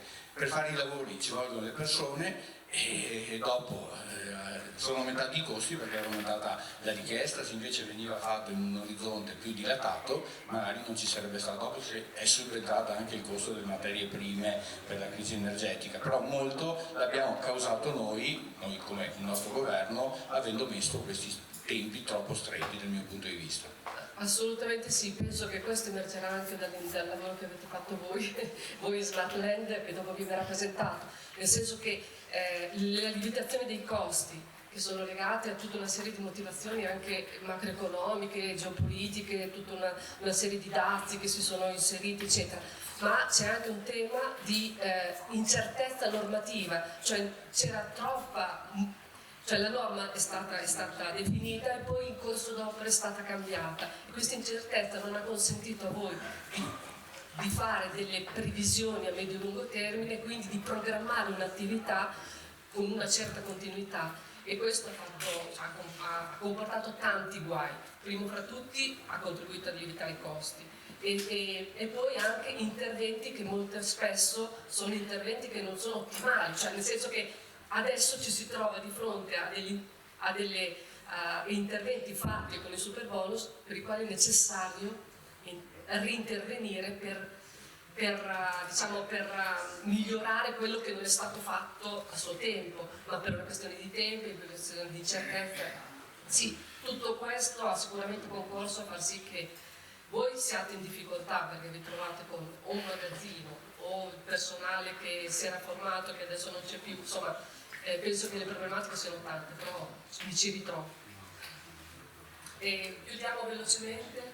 Sì, siamo andati un po' oltre, ma chiudiamo rapidamente perché comunque c'è una parte importante che questo è quello che avete detto, cioè quello che hanno detto le imprese del territorio con cui abbiamo parlato, anzi ringraziamo chi ha partecipato ai nostri workshop, e eccolo qua, quindi il tema chiaramente era il fabbisogno, era chiaramente il fabbisogno di efficientamento energetico del parco abitativo e quindi opportunità e vincoli che invece vengono fuori non dall'analisi del contesto, non dall'analisi del mercato immobiliare, non dalla domanda ma dall'offerta. Quindi questa è la sintesi, vediamo 3 slide di quello che hanno detto le imprese. Quindi presenti al tavolo, oltre alle imprese, la dirigenza di Confartigianato Veneto. La prima domanda è stata: quali sono le opportunità per le vostre imprese alla luce dello scenario tracciato, quindi evoluzione della popolazione? Abbiamo fatto vedere le stesse cose che abbiamo fatto vedere a voi, cosa ne pensate? 2. Quali sono i vincoli che potrebbero limitare la vostra operatività nel cogliere le opportunità che avete prefigurato? 3. Di quali prodotti e servizi avete bisogno per affrontare le domande, per affrontare le trasformazioni in atto e rispondere ai bisogni della domanda. Allora, in modo molto sintetico, chiaramente il settore deve essere chiamato a cogliere le opportunità derivanti dalle trasformazioni demografiche, quindi quella domanda articolata che vedevamo prima deve essere, l'abbiamo visto prima nella slide che ha fatto vedere Elena, sembra quasi una slide di società che fanno prodotti industriali, c'è un target per una cosa, un target per un altro, quindi diventa un approccio quasi delle società manifatturiere, tra virgolette, no? Un approccio molto targetizzato. Ok, le opportunità derivanti dall'età giovane delle famiglie esploratrici, chiaramente dando forza perché fanno vedere che c'è anche la volontà in molte famiglie di fare gli interventi a prescindere dalla presenza di incentivi, quindi questo è da considerare, e su questo forse possiamo dire che il super bonus, diamogli un po' di onore, ha consentito di parlare molto di questa tematica e fare una grande sensibilizzazione sulla popolazione italiana. Chiaramente la direttiva IPBD, quindi la nuova direttiva europea, impatterà praticamente su tutto il parco immobiliare e quindi bisognerà capire come coglierla, ma sarà evidentemente una importantissima opportunità. Guardandosi indietro, l'esperienza dei bonus edilizi, ma anche guardando il presente e il futuro, è una buona opportunità in chiave economica, ma anche ha consentito di portarsi a casa nuove competenze, però attenzione perché sono stati ritardi nei pagamenti, molta incertezza normativa, si è prestato il fianco troppo alla speculazione, c'era un'eccessiva burocratizzazione. Ricordo anche noi quando seguivamo le varie società durante il super bonus era più il tempo a interpretare tutto quello che usciva nel proseguo del percorso che poi fare l'attività, ma soprattutto anche la mancanza di manodopera. Questo è un tema che ahimè accomuna quasi tutti i settori industriali italiani, e la lievitazione dei costi materiali, questo l'avete sofferto più di tutti. Chiaramente un'altra cosa positiva dei bonus fiscali che hanno detto le imprese è che ha aiutato a strutturare la filiera, era una filiera forse un po' più frammentata, e invece questi bonus fiscali sono stati un volano anche per avere nuove competenze e avere anche un più di struttura organizzativa. Sulla seconda domanda, quali sono i vincoli che potrebbero limitare? Allora, di nuovo, anzitutto potremmo dire patti chiari, amicizia lunga, no? Quindi continui cambiamenti, confusione normativa sono un grosso guaio per chi deve operare chiaramente in regime di bonus fiscali, quindi qui nel futuro sarà molto importante avere un campo di gioco definito e stabile. Altro tema è l'orizzonte temporale. L'orizzonte temporale, il super bonus ha avuto un orizzonte molto breve in fin dei conti, si è parlato di qualche anno con tutti questi diciamo elementi accidentali in mezzo. Serve una pianificazione più ampia, e qui anche in base a chiaramente tanti altri lavori che stiamo facendo su questo tipo di tematica, è chiaro che guardando la roadmap che ha fatto vedere Elena prima, l'opportunità c'è, perché la roadmap è tracciata da qua ai prossimi 10, 15, 20 anni, quindi c'è la possibilità di costruire un percorso all'interno di quel percorso più ampio, che è pluriennale, quindi perché non provare per una volta a costruire qualcosa di strutturato? Diffidenza verso la misura del 110, sappiamo che c'è chi ne ha avuto benefici, in tanti non hanno avuto assolutamente benefici, quindi di nuovo serve chiarezza e serve portare dei correttivi. C'è la necessità di intervenire su cantieri ultimati per apportare miglioria, perché ci sono stati anche tanti, lo sappiamo, lavori lasciati a metà o comunque di bassa qualità. Infatti una novità rispetto a quello che leggevamo da questi workshop, da questi focus group negli anni scorsi, è che adesso ci dicono, tanti di voi ci dicono sì, ma adesso tocca ritornare a lavorare dove qualcuno ha fatto dei danni, perché tante imprese sono improvvisate in questo settore, quindi c'è questo tema, un tema nuovo evidentemente. Attenzione anche alla standardizzazione, che da un lato va bene, dall'altro rischia di compromettere la qualità. E poi esiste un problema di informazione sulla direttiva comunitaria Case Green che ancora sta destando preoccupazione e opportunità, però bisogna capire bene qual è il suo tracciato. Sempre sulla seconda domanda, allora le aziende dicono chiaramente che bisogna anche capire come gestire, perché se l'opportunità è di quelle dimensioni c'è un tema di gestione di quella mole di lavoro, che è una mole di lavoro molto importante che può arrivare sul settore, quindi è chiaro che il problema è maggiore quando il lavoro non c'è, ma anche quando ce n'è troppo bisogna avere gli strumenti per riuscire ad affrontarlo nel migliore dei modi. Attenzione anche alla minore disponibilità a pagare da parte delle famiglie che chiaramente per i cluster di famiglie che abbiamo visto prima non sempre sono disposte a muoversi a prescindere dai bonus e a prescindere da una stabilità di quei bonus. Attenzione anche al tema dei finanziamenti, perché evidentemente il mercato immobiliare senza il mercato finanziario fa molta fatica ad andare, quindi diciamo che questo lo possiamo leggere anche avendo visto i recenti tagli che ha fatto la Banca Centrale. Speriamo di andare a condizioni del credito migliorative, no? Non torneremo ai valori pre-2021 o quant'altro, ma almeno abbiamo una curva dei tassi di interesse che finalmente flette in una riduzione. E infine il rischio è di trovarsi con un patrimonio abitativo abitato da corti di popolazione più anziana che occupa abitazioni obsolete che difficilmente potrebbero trovare una collocazione sul mercato, quindi di nuovo l'opportunità è di trasformare questo rischio in un'opportunità. L'ultima domanda a cui ci hanno dato risposta le imprese è questa qui, quindi di quali supporti e servizi avete bisogno. Chiaramente se il problema maggiore era l'assenza di una stabilità normativa, la risposta è ci dovete dare una garanzia di stabilità normativa, perché sennò operare in quel meccanismo che cambiano le carte in tavola, no? Repentinamente non è possibile. Quindi il primo tema è la stabilità normativa, capire anche bene i meccanismi redistributivi dell'aliquota, valutare se possibile la parziale cessione del credito. Sappiamo che la cessione del credito unitamente allo sconto in fattura è stato un importante elemento di innesco, cioè ha dato una rapidità a tutto che difficilmente avremmo potuto avere, no? Questo è fuori discussione, poi come è stata applicata è un altro paio di maniche. Altra cosa importante che non c'era nel super bonus, magari cominciare a ragionare su come misurare l'entità del bonus al reddito dei proprietari, e quindi anche questo magari può favorire soluzioni anche di maggiore equità delle misure. Capire quali sono i mercati in cui le imprese artigiane si devono concentrare nel futuro. L'abbiamo detto prima, c'è un mercato che si sta adeguando e che deve stratificarsi in base alle esigenze diverse delle fasce, in base ai cambiamenti demografici che abbiamo letto prima nella popolazione. Possibilità di riqualificare grandi edifici che oggi magari sono abbandonati o quasi impossibile rimetterci mano perché il business plan non girerebbe, quindi avere delle formule di incentivo per fare in modo che questi grandi edifici possano essere messi ad uso abitativo.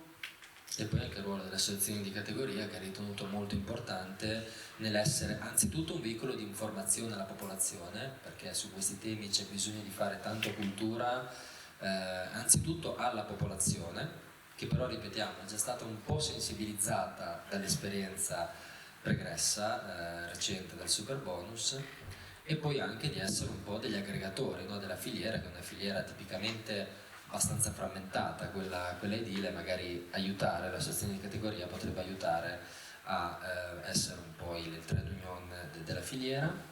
E infine, tema fondamentale, necessità di avere una manodopera formata, specializzata per l'impiego delle nuove tecnologie, soprattutto per quanto riguarda l'impiantistica. Finito.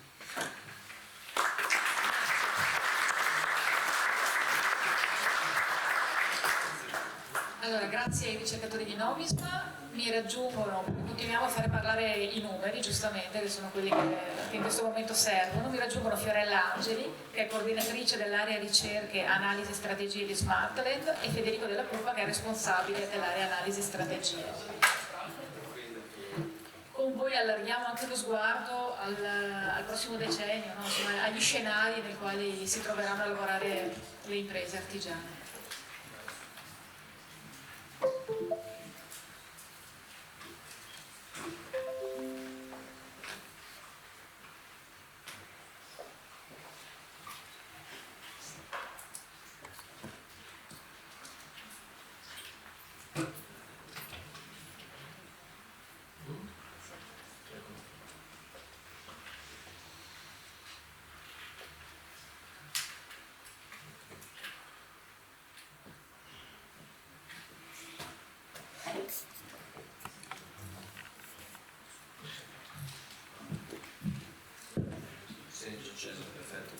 Beh, buongiorno a tutti intanto. Sì, poi alcune delle considerazioni che faremo sono ovviamente assolutamente in linea con gli esiti anche della ricerca che abbiamo appena visto, soprattutto per quanto riguarda alcune parti qualitative.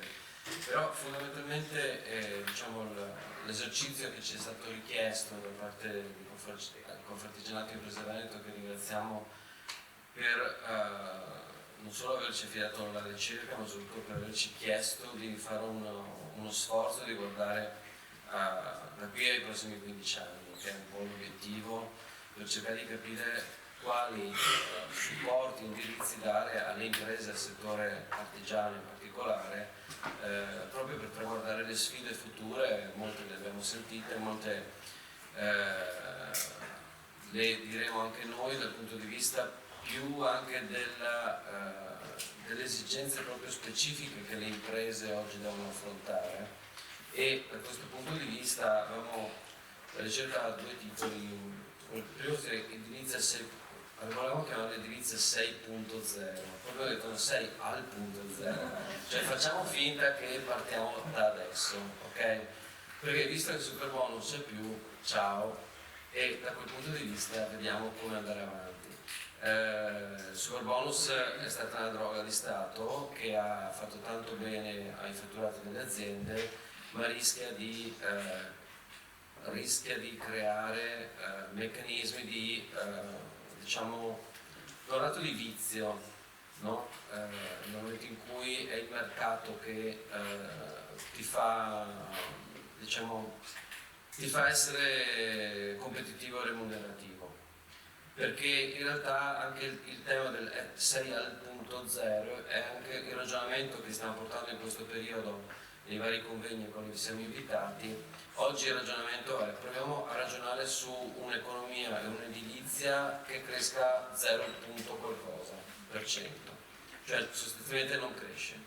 Nel momento in cui il mercato non cresce, non è che non c'è mercato, ce n'è tantissimo, siamo passati a 130-200 miliardi di giro d'affari in Italia, per cui cioè non è che non ce ne sia, anche calasse del 5% adesso non è un nostro problema. Il tema è chi rimane in piedi in un mercato che non cresce, perché nel momento in cui ce n'è di più per tutti è facile crescere, ma nel momento in cui invece il mercato diciamo, non tira in qualche modo, no? Cioè non ha degli stimoli come ha avuto in questi anni, ovviamente se io voglio crescere, voglio fare di più, devo trovare delle altre strategie. Allora uno degli obiettivi era questo, e l'altro titolo è costruire il futuro, cioè il nostro futuro come imprese artigiane.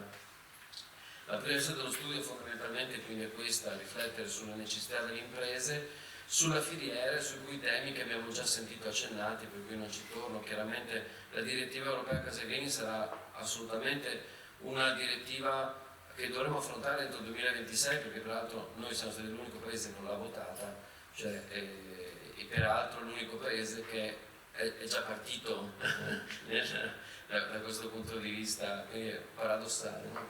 questo elemento. Ecco, il tema della ricerca l'abbiamo articolato in 5 fasi. C'è una fase 0 che noi chiamiamo sempre fase 0 perché è la fase di studio di base dei macrocambiamenti di settore, e poi abbiamo analizzato come stanno evolvendo le imprese artigiane, quali sono le sfide del futuro, come l'artigianato può rispondere alle sfide e quali azioni intraprendere. Allora, il settore delle costruzioni oggi è al centro di una sfida che non è solo di mercato, ma è una sfida ambientale, è una sfida anche sociale, e con l'avvio dei protocolli ESG e quindi di tutto quel mondo che tra poco impatterà in modo rilevante nelle nostre imprese, perché domani quando le banche andremo dalle banche a chiedere dei finanziamenti, dei prestiti per fare le nostre attività imprenditoriali, le banche non ci chiederanno solo fammi vedere i tuoi bilanci degli ultimi anni, cioè sì, ma sul welfare aziendale come sei messo, il tuo rapporto con l'ambiente com'è, la governance di impresa come è organizzata. Io non saprei. Cioè, il tema è proprio che siamo di fronte a delle sfide che da oggi in poi, per quello il tema è SEMO 2.0, perché da oggi in poi noi dobbiamo iniziare a pensare e ragionare in modo diverso, aiutare le imprese a farlo ovviamente, no? E pensare in modo diverso perché? Perché fondamentalmente quello che verrà chiesto alle imprese domani non sarà solo di saper fare, ma di sapersi anche gestire, che è un tema sul quale fino ad oggi abbiamo contato molto sulla capacità dei singoli imprenditori, ma come vedremo in uno degli esiti c'è tutto questo tema anche del cambio generazionale che non è secondario, quindi dobbiamo pensare a quali saranno non solo le sfide del futuro, ma quale tipologia di impresa sarà adatta ad affrontare queste sfide. E i passaggi che noi vediamo dal punto di vista degli obiettivi di sviluppo sostenibile, direttiva Case Green, tutte le conseguenze là che non leggo ovviamente, tanto poi sono le slide che cosa avrete a disposizione, però portano a ragionare su dei passaggi che oggi sono fondamentali e epocali, no? Siamo ancora in una fase, abbiamo visto anche sul tema demografico della casa, no?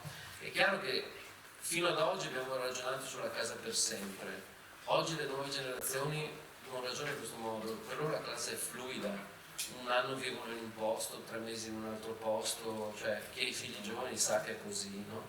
E quindi cambiano proprio i modelli, e la necessità anche forse di vedere quei modelli che sembrano innovativi perché li continuiamo a chiamare innovativi, no? Veniva per esempio prima chiamato il tema del social housing, io non so quanti anni è che parla del social housing come la novità, in realtà siamo ancora all'anno 0, quindi da questo punto di vista è chiaro che dobbiamo anche pensare a quali modelli, perché un tempo il social housing lo pensavamo in un certo modo, era un modo un po' più carino per chiamare l'edilizia pubblica, non proprio quella ultra popolare, no? Però in realtà dobbiamo pensare proprio a nuove forme di abitare, e noi nel momento in cui abbiamo l'80% di abitazioni in proprietà facciamo difficoltà a fare questo perché non abbiamo i grandi gruppi immobiliari come avviene all'estero che gestendo grossi patrimoni possono orientarsi in modo più veloce su queste scelte. Però attenzione perché anche lì c'è un cambio generazionale, le nuove generazioni che erediteranno le case dei genitori, le erediteranno in posti dove non vogliono vivere, e quindi qui si creano delle questioni abbastanza rilevanti, no? Allora, senza entrare nel merito, questi sono proprio degli spunti che mentre introduco il tema ci aiutano un po'. Come sta cambiando il tessuto artigiano del settore? Adesso non guardate quella roba che picchia così tanto in giù, perché sembra bruttissima, però in realtà siamo passati dal 78 al 75, non è tanto insomma, praticamente 3 imprese su 4 nel settore delle costruzioni in Veneto sono imprese artigiane, che sono un po' calate, non sono calate tutte le imprese, non solo quelle artigiane. Complessivamente, se noi guardiamo la variazione delle imprese e guardiamo la dinamica, vediamo che in realtà c'è stato un cambio radicale proprio al momento in cui è partito il Superbonus, cioè nel 2021.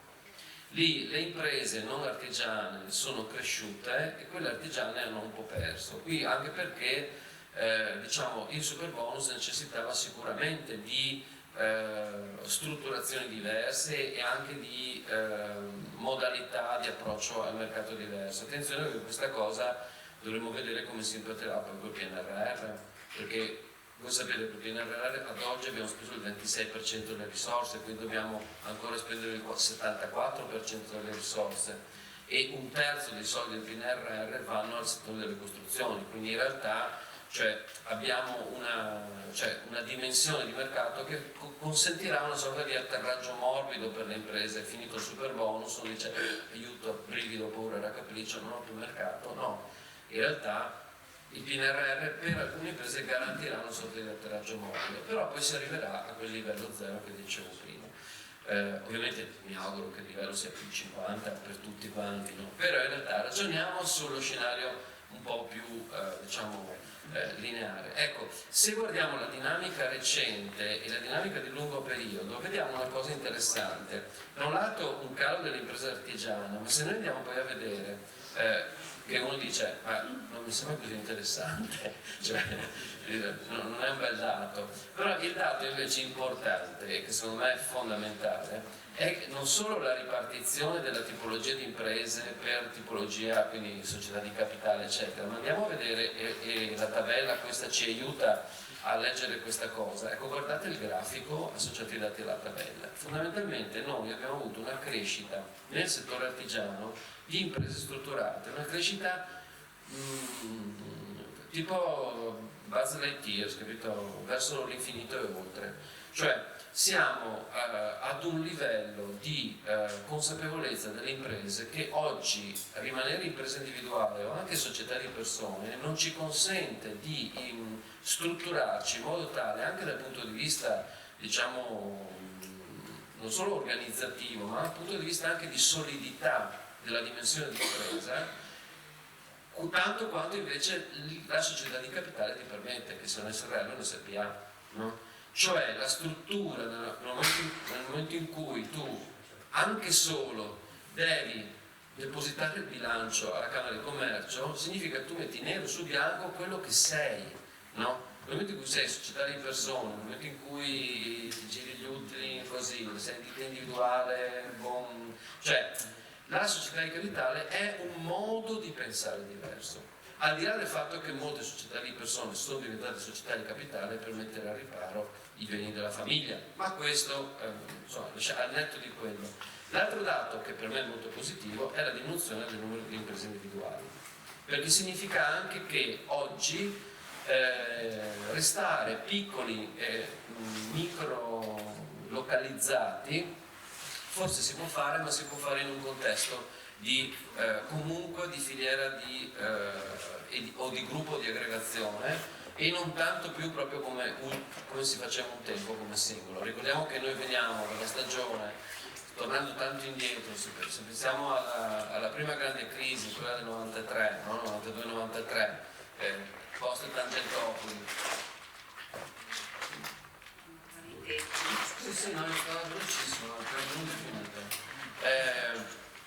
se pensiamo alla crisi... Sì, no, picchingolo, adesso faccio un intramuscolo e poi va. Allora, se noi pensiamo alla prima grande crisi, no, che è stata quella che aveva sostanzialmente diviso il mercato a metà, facendo sparire la media impresa. Tangentopoli è stato questo, no? Qui c'è stata la frammentazione delle imprese sul mercato e c'è stato il rafforzamento delle grandi imprese.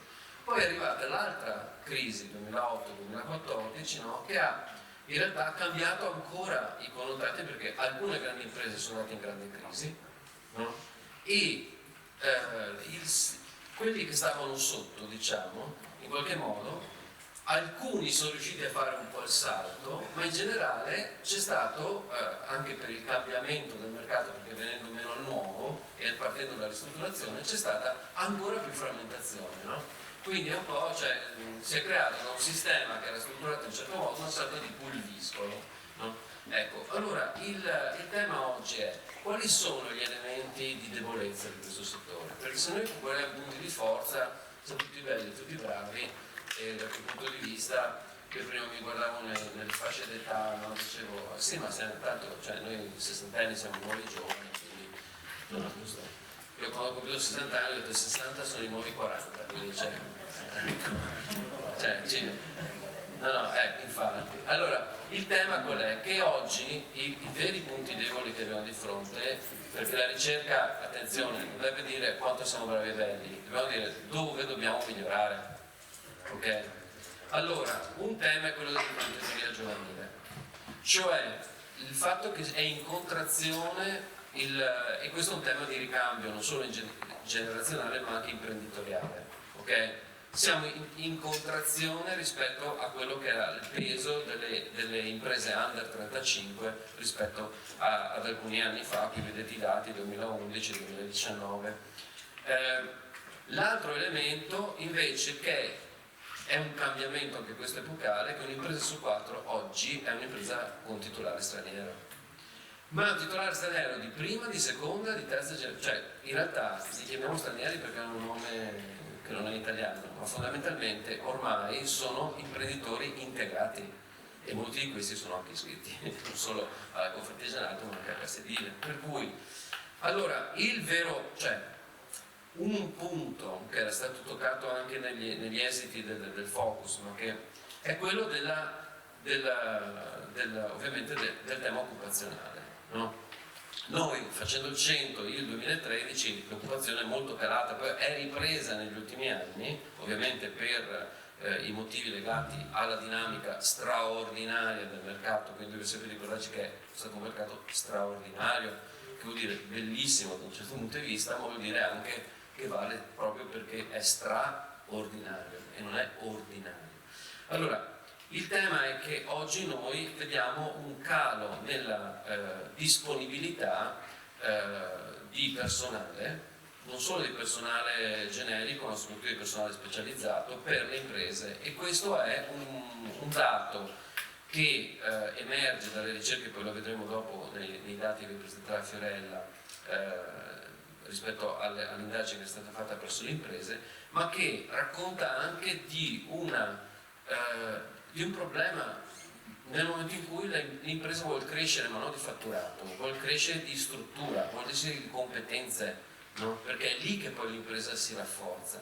Allora noi poi ogni anno analizziamo, grazie poi al lavoro che facciamo con l'osservatorio di Castedile, l'osservatorio sul mercato delle costruzioni, circa 1000 bilanci di aziende artigiane all'anno, e qui vi presento un po' di dati a confronto per dire che negli anni questi diciamo, indicatori sono migliorati complessivamente. Certamente negli ultimi 2 anni, negli ultimi 3 anni sono migliorati anche dal punto di vista, perché il mercato ha fatto tanto migliorare. Guardate, variazione dei fatturati, chiaramente stiamo parlando delle imprese più strutturate, perché analisi di bilancio vuol dire SRL, SPA, imprese artigiane stiamo parlando però.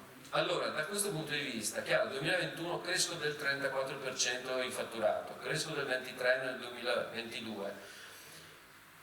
Andate a vedere quanto crescono i margini, la marginalità, e soprattutto come il tema nell'arco di sostanzialmente 7 anni si è rafforzato, ad esempio cresciuto, ma secondo me non ancora a livello adeguato, ad esempio il tema della redditività, gli utili sul fatturato. Non siamo arrivati circa al 5,6, circa al 5,7%, partendo da un 3,1 del 2016.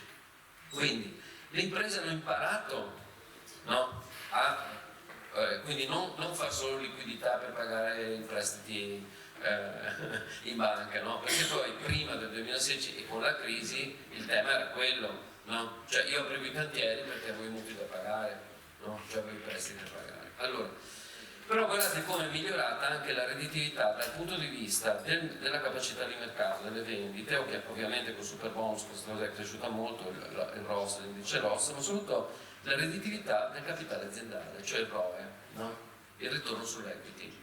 che è arrivato a dei livelli, chiaramente nel 2022 picco massimo, ma l'abbiamo visto anche in tanti altri mercati, è arrivato al 23%, una media del 15-16% però è estremamente interessante, perché significa anche che se io metto capitale nella mia azienda ho dei ritorni molto buoni, molto buoni. Altro elemento poi sul quale fare un ragionamento potrebbe essere la redditività complessiva degli asset aziendali, cioè il ROA, che fondamentalmente è intorno al 9-10%, che anche questo è un dato assolutamente positivo. Dove vedo un miglioramento e ci dà un'idea, e dopo vi dico il perché questi dati sono importanti, è passare dal 2020 a 116 giorni di ciclo commerciale a 75 giorni. Non facciamo più banca, cioè vuol dire che riduciamo, e quindi vuol dire che il nostro cash flow è migliorato e significa che le imprese, cioè, stanno in qualche modo, no? Si sono allenate e hanno migliorato, e quindi per queste imprese il rigonfiamento del mercato grazie al super bonus non ha fatto ringonfiare le pance, gli ha fatto mettere su muscoli, ok? Cioè al di là delle nostre pance personali, diciamo, le imprese non hanno messo su pancia, hanno messo su muscoli. Allora, che questo l'abbiano fatto le imprese artigiane, e guardate l'indice di liquidità immediata che è assolutamente buono perché è sopra l'1,2, ma soprattutto anche i ricavi per dipendente che sono aumentati. Allora, che cos'è questa cosa? Cosa serve? Serve anche che se io vado a vedere qual è la distribuzione per classi di fatturato delle aziende, vedo che le aziende che fatturano poco sono quelle in crisi. Le aziende che fatturano più di 2 milioni di euro crescono del 30% in fatturato, quelle altre calano. No. Allora oggi, per restare sul mercato, e questa è la comparazione anno per anno nei diversi periodi, guardate come in tutti gli anni le imprese di piccolissima dimensione non riescono ad essere, diciamo, competitive sul mercato. Questo significa che oggi per stare sul mercato bisogna avere struttura, bisogna essere organizzati. Significa anche un'altra cosa, che per tanti anni abbiamo sempre detto piccolo è bello, non è mica più tanto bello essere piccoli, o se sei piccolo è bello se sei dentro un meccanismo organizzato con altri soggetti. Poi vedremo però che questa cosa qui non è, cioè ha dei risvolti positivi ma anche dei risvolti non tanto positivi dal punto di vista delle potenzialità.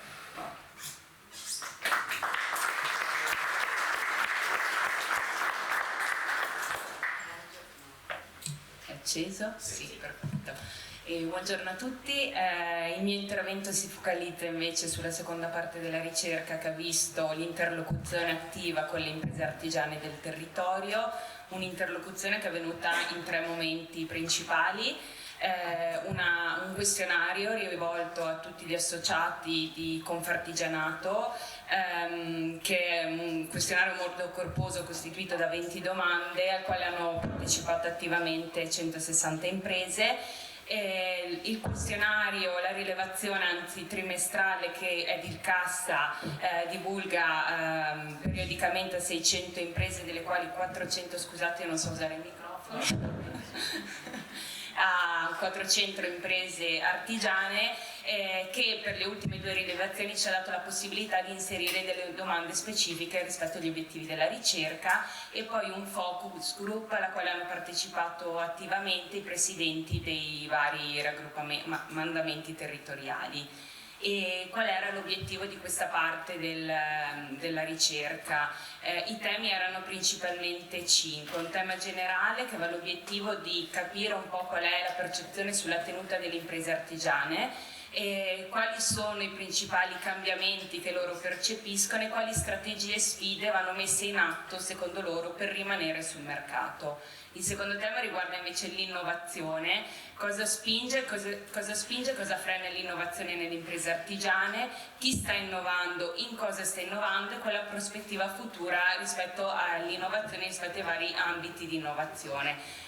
Un focus specifico è stato dato alla questione delle tecnologie nel settore delle costruzioni. Il terzo tema invece riguarda tutto il mondo delle certificazioni, i protocolli, la conoscenza, l'applicazione all'interno delle imprese e la prospettiva futura. Qui è stato anche indagato quanti conoscono i criteri ambientali minimi, chi ha la certificazione SOA, chi ha difficoltà ad accedere ad appalti pubblici, quindi tutta una serie di dati e di indicatori che ci permettono di capire come si posiziona attualmente in una prospettiva futura le imprese artigiane rispetto alla questione delle certificazioni. Il quarto tema invece è la questione della formazione, delle competenze e della richiesta di personale, sempre in un'ottica non solo attuale ma futura, quindi quali saranno le competenze più richieste, quali sono le carenze, dove bisogna andare a investire e anche capire un po' bene quali potrebbero essere i canali di aggiornamento delle imprese, ma poi anche i canali per la formazione futura. Infine una questione molto che è emersa da quanto detto da Federico, la questione dell'organizzazione dell'impresa con particolare riferimento all'adesione alle reti di impresa non solo in una fotografia attuale ma in prospettiva futura. Quanti del settore percepiscono la questione della rete di impresa come un elemento sul quale bisogna in qualche modo in futuro aderire ed entrare. Vi illustro gli esiti. La prima questione è appunto il sentiment delle imprese sulla tenuta della loro impresa. Se abbiamo circa la metà delle imprese che ritengono non a rischio chiusura la propria impresa, abbiamo un 10%, quindi un'impresa su 10 che prevede di chiudere l'attività e una su 3 che non sa rispondere, quindi una sorta di incertezza. Abbiamo filtrato queste risposte in base alle caratteristiche dell'impresa, chi maggiormente prevede questa situazione di incertezza. Le aziende di piccola dimensione, quelle prive di dipendenti, il 23% ci ha detto che rischia di chiudere in futuro nei prossimi anni, cosa che non si verifica invece nelle imprese più strutturate da 5 dipendenti e più. E l'età dell'imprenditore, gli under 35 dal punto di vista della chiusura vedono meno rischio, invece gli imprenditori over 55 il 16% ci ha detto che rischia di chiudere. Vedremo dopo che è collegato proprio al tema del passaggio generazionale. E sulla percezione del cambiamento del settore c'è l'unanimità, tutti percepiscono questo cambiamento indistintamente dal tipo dell'impresa che siamo andati ad analizzare. Ma quali sono le strategie centrali dal punto di vista delle imprese artigiane da mettere in campo?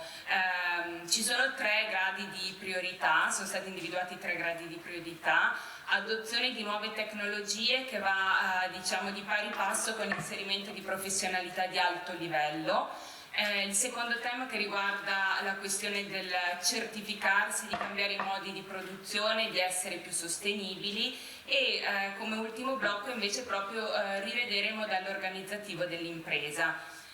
Vediamo le reti di impresa che sono purtroppo quelli che registrano diciamo, l'incidenza più bassa di chi ritiene che è molto importante in futuro andare in quella direzione. Abbiamo filtrato poi queste risposte in base sempre alle caratteristiche delle imprese. Le imprese più giovani, le under 35, gli imprenditori under 35, mettono al primo posto la questione della certificazione della sostenibilità ambientale dei propri prodotti, mentre gli over 55 l'inserimento delle professionalità e il cambiamento dei modi di costruire.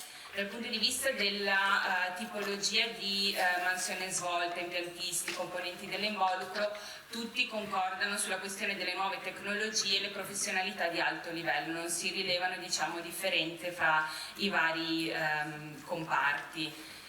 Rispetto alle strategie future alle quali le imprese devono far fronte, al primo posto il 96% del campione ci dice che la scarsità di manodopera specializzata in assoluto è il primo elemento sul quale in qualche modo bisogna lavorare e contribuire quindi ad invertire questa tendenza di diciamo, privazione di capitale umano importante disponibile. La questione dei vincoli normativi, l'83% rileva un elemento sul quale bisogna anche qui lavorare e al terzo posto la scarsità di manodopera non specializzata, quindi la manodopera specializzata e non specializzata è in assoluto uno dei temi principali.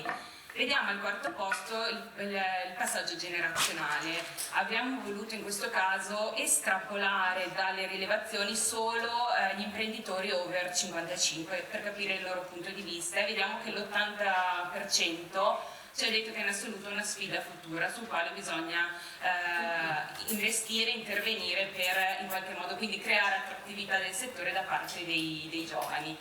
E la questione dell'innovazione, quali sono le spinte rispetto all'innovazione nelle imprese artigiane del territorio? Vediamo che al secondo posto, con il 19% di risposte, viene individuata proprio l'associazione di categoria, un elemento che fa da stimolo ad innovare all'interno delle imprese artigiane, e è la leva principale l'associazione di categoria in special modo nelle imprese gestite da imprenditori over 55, mentre nell'imprenditoria giovanile è al terzo posto, quindi individuano anche altri elementi, diciamo, strategici. Chi ha innovato in questi ultimi anni? Abbiamo chiesto appunto se alle imprese artigiane se hanno attivato azioni di innovazione nella loro impresa in questi ultimi anni. Vediamo che abbiamo un 25%, quindi un'impresa su 4 ha fatto dell'innovazione. Questa innovazione è per poco meno di un'impresa su 2 in corsi di formazione, quindi non innovazioni che guardano a nuove tecnologie o ad altri elementi un po' più, tra virgolette, innovativi. E l'acquisto di mezzi a basso impatto al secondo posto, e poi il 19% ha innovato in nuove tecnologie. Abbiamo voluto indagare in che tipo di tecnologie si sta innovando, e quello che è emerso è una diciamo poca conoscenza. Si interrompa, questo è divertente perché da un lato dice state innovando, sì, dove? Ma non so. Cioè è molto interessante perché c'è un'idea di innovazione. No, sì, no, dove? Chi lo sa? Quindi sì, al netto di questa incertezza sulla tipologia, droni, laser scanner, materiali innovativi, che è un tema che è emerso più volte, e tutta un'altra serie invece di innovazioni tecnologiche che avevamo inserito, che non sono ancora, diciamo, state recepite dalle imprese. Rispetto al futuro è stato chiesto di chi non ha innovato, chi ha intenzione di effettuare delle innovazioni all'interno della propria impresa. Abbiamo un 12,5% che sostiene che farà delle innovazioni, vediamo con incidenze egualitarie rispetto alla formazione, alle tecnologie o a mezzi.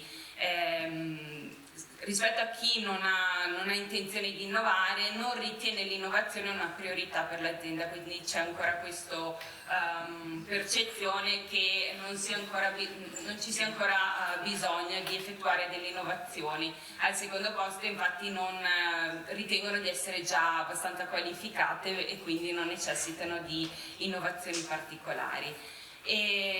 La cosa interessante è che diciamo un campione limitato, una parte del campione ha sostenuto che non farà delle innovazioni, però abbiamo il 50% delle imprese artigiane che dice che la propria impresa dovrebbe in futuro essere molto più innovativa dal punto di vista tecnologico.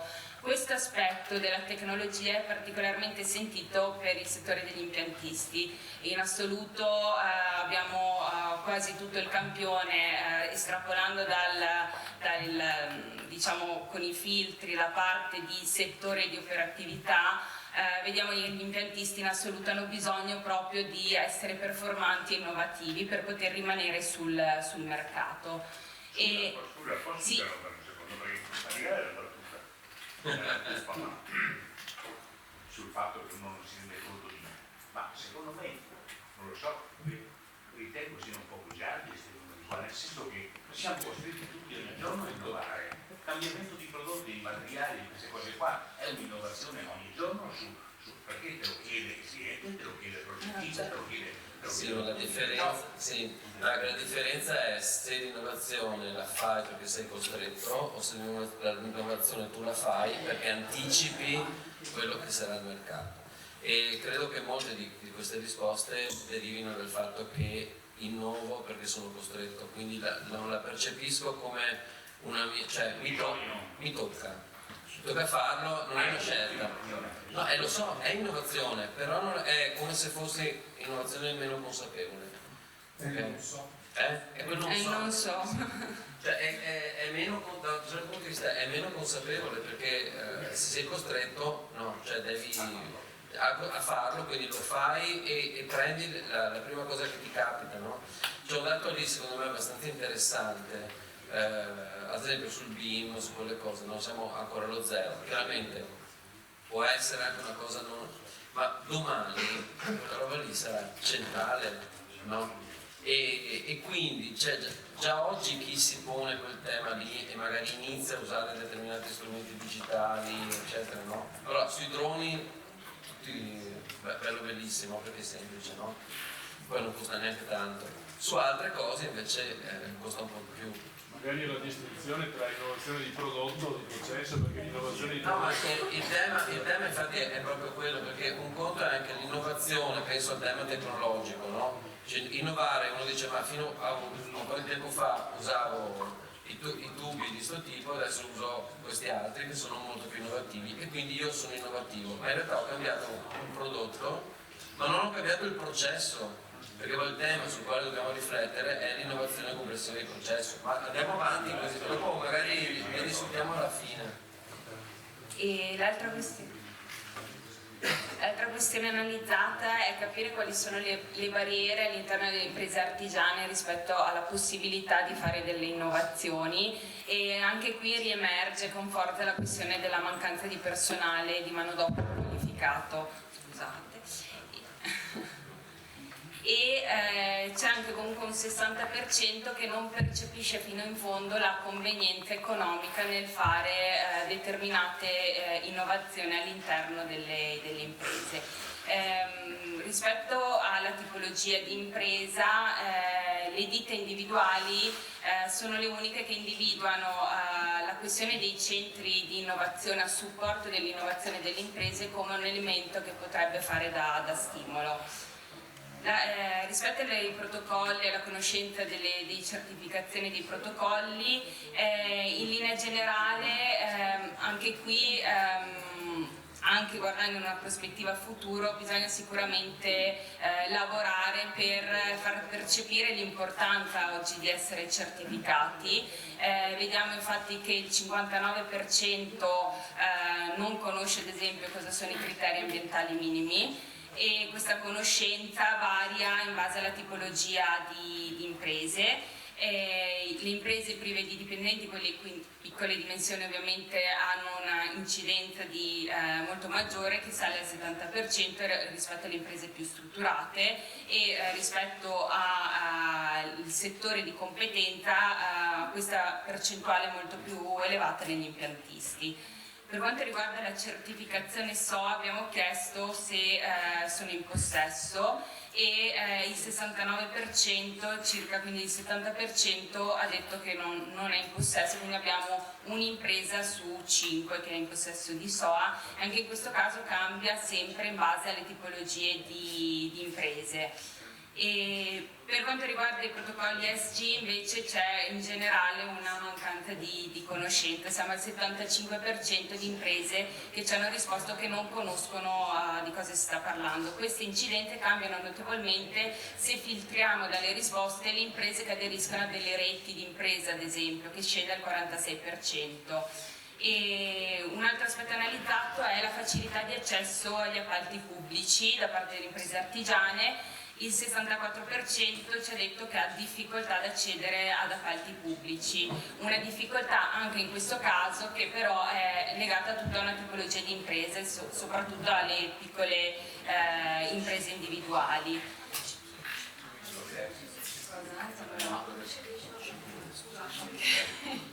E vado veloce, se no ci perdiamo il cuore.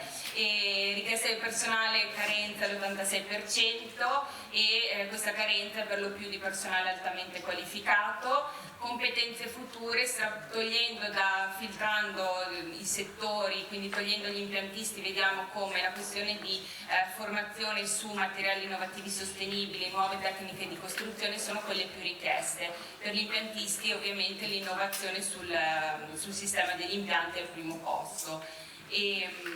Avanti. Questo è importante, la propensione, chi aderisce già da una rete rispetto al campione analizzato, la propensione ad aderirvi in futuro. Del campione analizzato il 15% ci ha detto che ad oggi appartiene ad una rete di impresa, l'85% che non appartiene, vediamo che abbiamo un 47%, quindi un'impresa su due ci ha detto che non ha però intenzione di aderirvi in futuro. Vi è questo 35% che vorrebbe approfondire, quindi potrebbe essere un po' quell'ambito sul quale si può lavorare per far capire più facilmente l'opportunità di mettersi a sistema.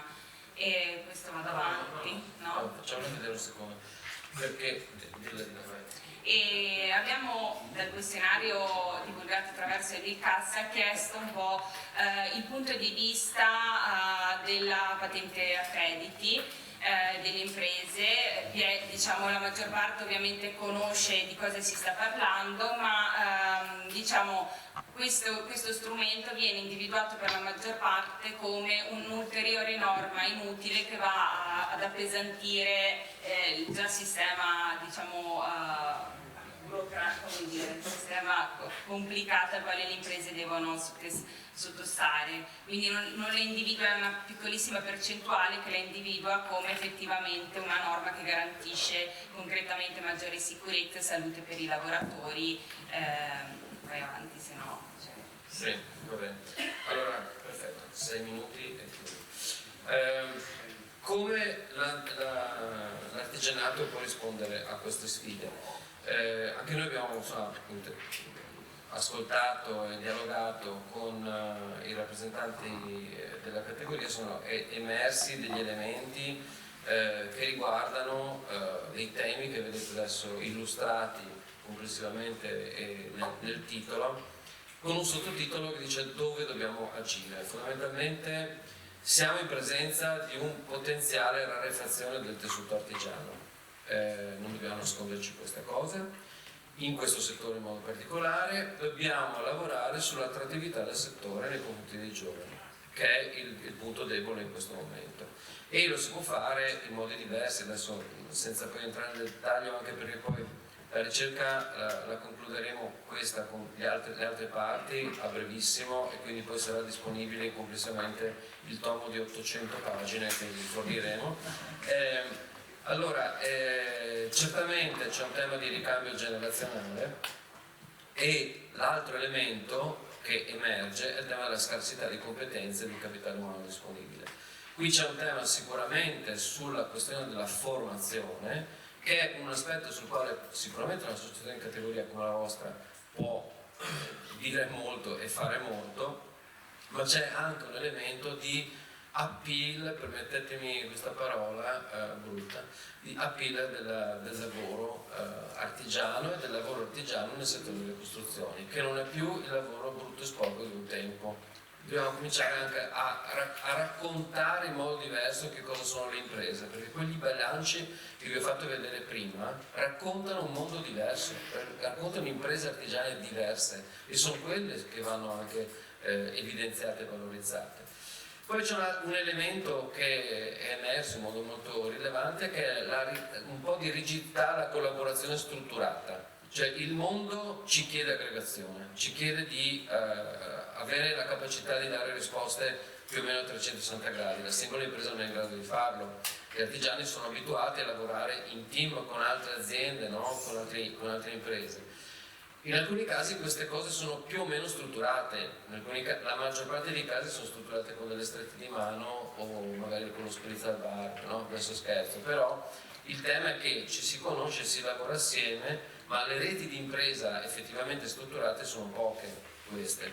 non sappiamo dare una risposta se la rete d'impresa è la risposta, ma certamente dei meccanismi aggregativi o dei meccanismi che aiutino le imprese a scegliersi e operare in qualità. Questo, insomma, al netto dei giudizi, certamente non lo fa Patente Accrediti, lo fanno le imprese dal punto di vista anche di un supporto, che può essere un supporto che la Confartigianato può fare. È un settore lento nell'innovazione, è il settore che sicuramente diciamo, è capace di innovare con i suoi diciamo, leader, chiamiamoli così, perché abbiamo delle imprese che sono altamente performanti, ma dall'altro lato abbiamo difficoltà a far percepire questo elemento dell'innovazione come elemento strutturale della competitività dell'azienda. E da questo punto c'è tantissimo da fare, non solo una narrazione, c'è proprio un lavoro sul campo che abbiamo fatto con le imprese per far passare questi concetti, quindi il far conoscere, diffondere non tanto la tecnologia, ma l'uso della tecnologia, cioè non tanto il prodotto ma il processo, come si diceva prima. E poi il tema delle barriere generali, certamente la burocrazia e i vincoli, ma anche c'è un tema che rispetto a tutte queste questioni che le guardiamo dal punto di vista negativo, noi dobbiamo trasformarle in positivo, cioè cosa possiamo fare noi per risolvere queste questioni, ad esempio supportare le imprese, aiutarle a strutturarsi di più, imparare anche a comunicare, a lavorare assieme da questo punto di vista, anche pianificando in modo adeguato, no? Perché in questi anni si è corsi dietro al Superbonus riuscendo a rispondere all'X%, non so quanto, capito? A tutte le domande, ma in realtà domani dovremmo essere capaci di pianificare e organizzarci meglio, perché lì dentro... Allora, chiudo con l'ultima slide e adesso ve la descrivo tutta punto per punto. No. Allora, questa qua ve la leggete con calma a casa, quando tornerete a casa darete una carezza ai vostri bambini e dite questa è la slide che mi ha dato Federico e Fiorella per il vostro futuro. Grazie dell'attenzione.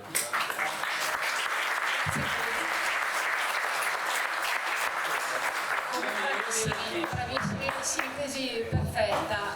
Cominciamo a trarre le conclusioni. Faccio un'inversione di ordine per salvare gli impegni istituzionali del sottosegretario Bitonci, che ci raggiunge. Si è parlato tanto della necessità di un quadro normativo chiaro. Piacere.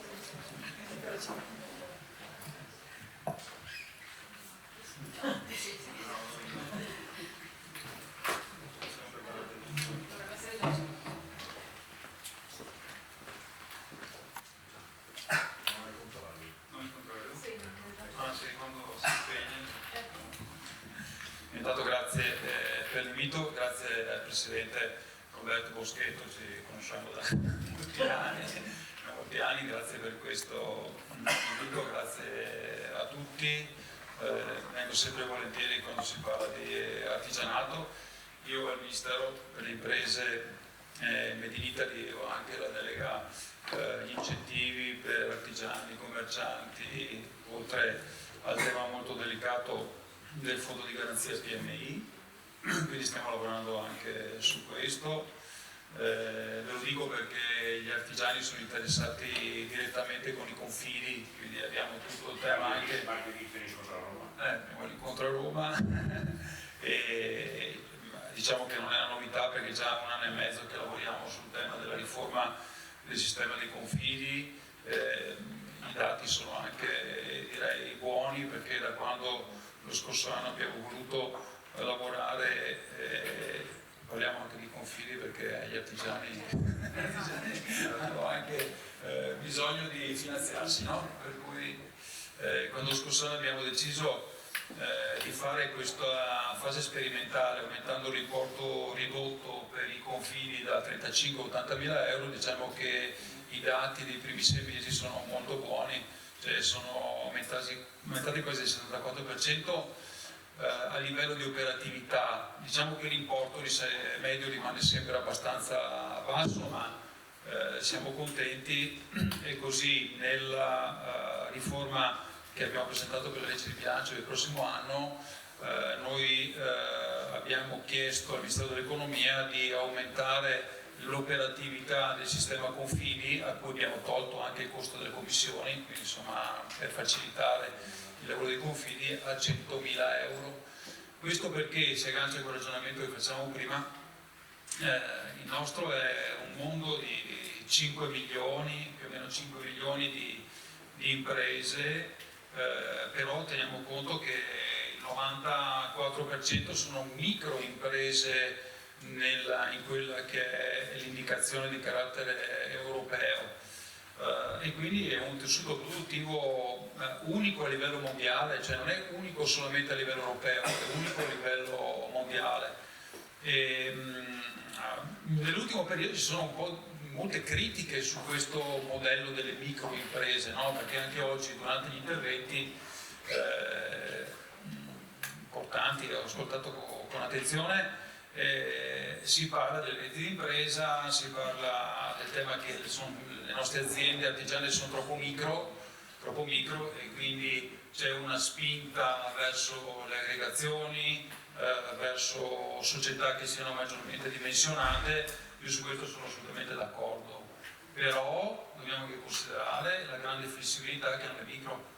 Cioè, una delle cose di cui se ne è parlato poco durante il periodo del Covid è che se c'è stato anche questo grande importante rimbalzo del PIL l'anno successivo, che abbiamo insomma tra i 2 anni superato il 10%, quindi siamo ritornati al 2019 superando anche il 2019, è stato anche grazie a questo mondo del 94% di microimprese, che grazie a una grande flessibilità, perché l'impresa artigiana può in momento di crisi operare su una flessibilità interna, la medio grande azienda non lo può fare, e questo lo vediamo anche sui dati del fondo di garanzia PMI, cioè le microimprese, e c'è stata una grande discussione anche sulle pagine del Sole 24 Ore con il suo collega anche Fotina e altri sul tema del decadimento dei finanziamenti del periodo Covid, no? E quindi paginate con aperture non del Sole ma di altri giornali, 300 miliardi di garanzie, un problema possibile default per 300 miliardi, ecco. Guardate che i dati sono gli stessi dell'antepandemia 2019, cioè il periodo Covid dove il governo ha garantito tutte le microimprese con il 100% di garanzie pubbliche stanno rientrando completamente con un tasso di decadenza che è inferiore al 2,5%, che è lo stesso identico del 2019. Quindi tante volte io non capisco questi momenti in cui c'è questi lanci che capisco forse da dove derivano e che sono per cercare di attenuare l'impatto importante nel credito che c'è del fondo di garanzia PMI e anche quello dei confidi, che è importante, che è stato perso durante il periodo del Covid, perché quando ci sono garanzie statali al 100% capiamo benissimo che i confidi non potevano controgarantire e quindi l'operatività da zero, ma che sta recuperando grazie a una scelta importante. Il vostro settore, il settore dell'edilizia, intanto vi faccio i complimenti per il titolo e per il convegno per costruire il futuro della filiera edile. Noi sappiamo benissimo che il 50% del PIL nazionale è di questa filiera, per quello è un settore primario ed è formato da grandi imprese. Ci sono grandi imprese che fanno progetti di grandi dimensioni, ospedali, ponti, autostrade, grandi opere che sono italiane, però attorno a queste grandi imprese ci sono milioni di piccoli artigiani che lavorano assieme a queste grandi imprese. Dove c'è una grande impresa, come dicevo, dove c'è una small mid cap, attorno ci sono sempre una serie di piccole imprese che lavorano per questa small mid cap o questa grande azienda. Il ruolo degli artigiani, io penso che sia un ruolo importante, fondamentale, importantissima l'innovazione ed è un'innovazione di processo e di prodotto. Si discuteva prima, no? Di processo e di prodotto è abbastanza chiaro che se i prodotti mutano velocemente. Io sono stato 2 settimane fa a Cialsaie, che è la fiera della ceramica. Ogni anno c'è un'innovazione di prodotto che è incredibile, sulle lastre, sui materiali, sugli spessori. È chiaro che l'azienda deve adeguarsi a questa innovazione di prodotto. Poi c'è tutto il tema legato ai processi. Io penso che le nostre imprese edili non sono più l'impresetta con il manovale che va là con la bitumina, cioè parliamo di cose completamente diverse. Forse ci sono ancora magari piccole aziende che fanno piccole manutenzioni così, ma le imprese artigiane sono imprese che si stanno anche adeguando anche ai processi e ai nuovi processi produttivi, ai nuovi processi anche legati all'edilizia, dove l'innovazione è importante, dove la sostenibilità diventa importante. Cioè, quanti anni fa pensavano che fosse fondamentale il tema del caricavoti alle case, di mettere l'impianto fotovoltaico, di andare verso una sostenibilità di carattere ambientale? Pochissime, forse quelli che guardavano avanti nel tempo, forse era legato a una nicchia, forse anche di persone che potevano permetterselo, avevano determinate idee di carattere ambientale. Adesso è diventato uno standard, perché non c'è abitazione che venga ristrutturata, non c'è opera pubblica che non venga ovviamente ristrutturata, che non è legata all'economia circolare. Quindi io non sono assolutamente, io lo dico politicamente, anche come opera del nostro Ministero, ma anche del Governo in generale. Noi non siamo contrari, siamo favorevoli all'innovazione tecnologica, alla circolarità e che le case siano green. Noi contestiamo i tempi, cioè lo facciamo sia per quanto riguarda il settore autocarburanti, ma lo facciamo anche per quanto riguarda il settore della casa. Cioè, l'Europa deve indicarci una strada, però per quanto riguarda i tempi e le modalità io penso che devono pensarci gli stati nazionali, perché adesso andiamo su un tema delicato, forse qualcuno di voi non sarà favorevole a quello che dico, però io che sono stato probabilmente anche uno dei pochissimi contrari all'operazione del super bonus 110, ma io lo dico, io sono autore commercialista e fiscalista, fondamentalmente sono 30 anni che sono iscritto all'Albo, ho scritto anche 2 libri sulla tassazione, sul contrasto di interesse. Cioè, una delle basi fondamentali dei sistemi fiscali sono il contrasto di interesse, nel senso che se tu dai un incentivo che è superiore, cioè 110 rispetto, è chiaro che scema il contrasto di interesse. Quell'operazione là, adesso qualcuno dice, facile dirlo dopo, no? Ma io lo dicevo, insomma, fin dall'inizio questa cosa, cioè quando ho visto questa idea del 110, che ha dato degli effetti positivi, però ricordiamoci gli effetti positivi sul meno del 3% del patrimonio edilizio, però, cioè, di cosa stiamo parlando? Cioè, siamo arrivati adesso al Ministero dell'Economia, gli ultimi dati, a superare i 200 miliardi. 200 miliardi sono 6 manovre, cioè noi quest'anno chiudiamo una manovra da 27 miliardi. Io sono venuto a Venezia a parlare dei 2 anni di governo e parlerò di fisco, cioè uno dei 2 temi sarà, uno parlerò di fisco, 2 parlerò della manovra di bilancio. Noi il bilancio è 27 miliardi ed è fortemente condizionato da quello che è successo con il super bonus 110. Noi ci portiamo via giù un fardello per il 2026-2027 di altri 40 miliardi. Capite che è difficile far quadrare i conti quando hai un tema di questo tipo. E il tema dei bonus, perché voi oggi vi attendete da me una risposta su 2025, 2026, 2027. Allora, quello che c'è in legge di bilancio è questo: rimane la ristrutturazione edilizia al 50% sulla prima casa, va bene? Quindi questo è chiaro. Gli altri bonus vanno tendenzialmente tutti verso il 50%. Io penso che sarà, sapete che nel 2026 poi la ristrutturazione edilizia andrà al 36%, ma io sono sicuro, avendo seguito tante leggi di bilancio negli ultimi anni e soprattutto relatore dei 1000 proroghe, e questo è lo stato delle proroghe, ecco, sono sicuro che prima della fine del prossimo anno, insomma, un'altra proroghetta arriva anche sulla...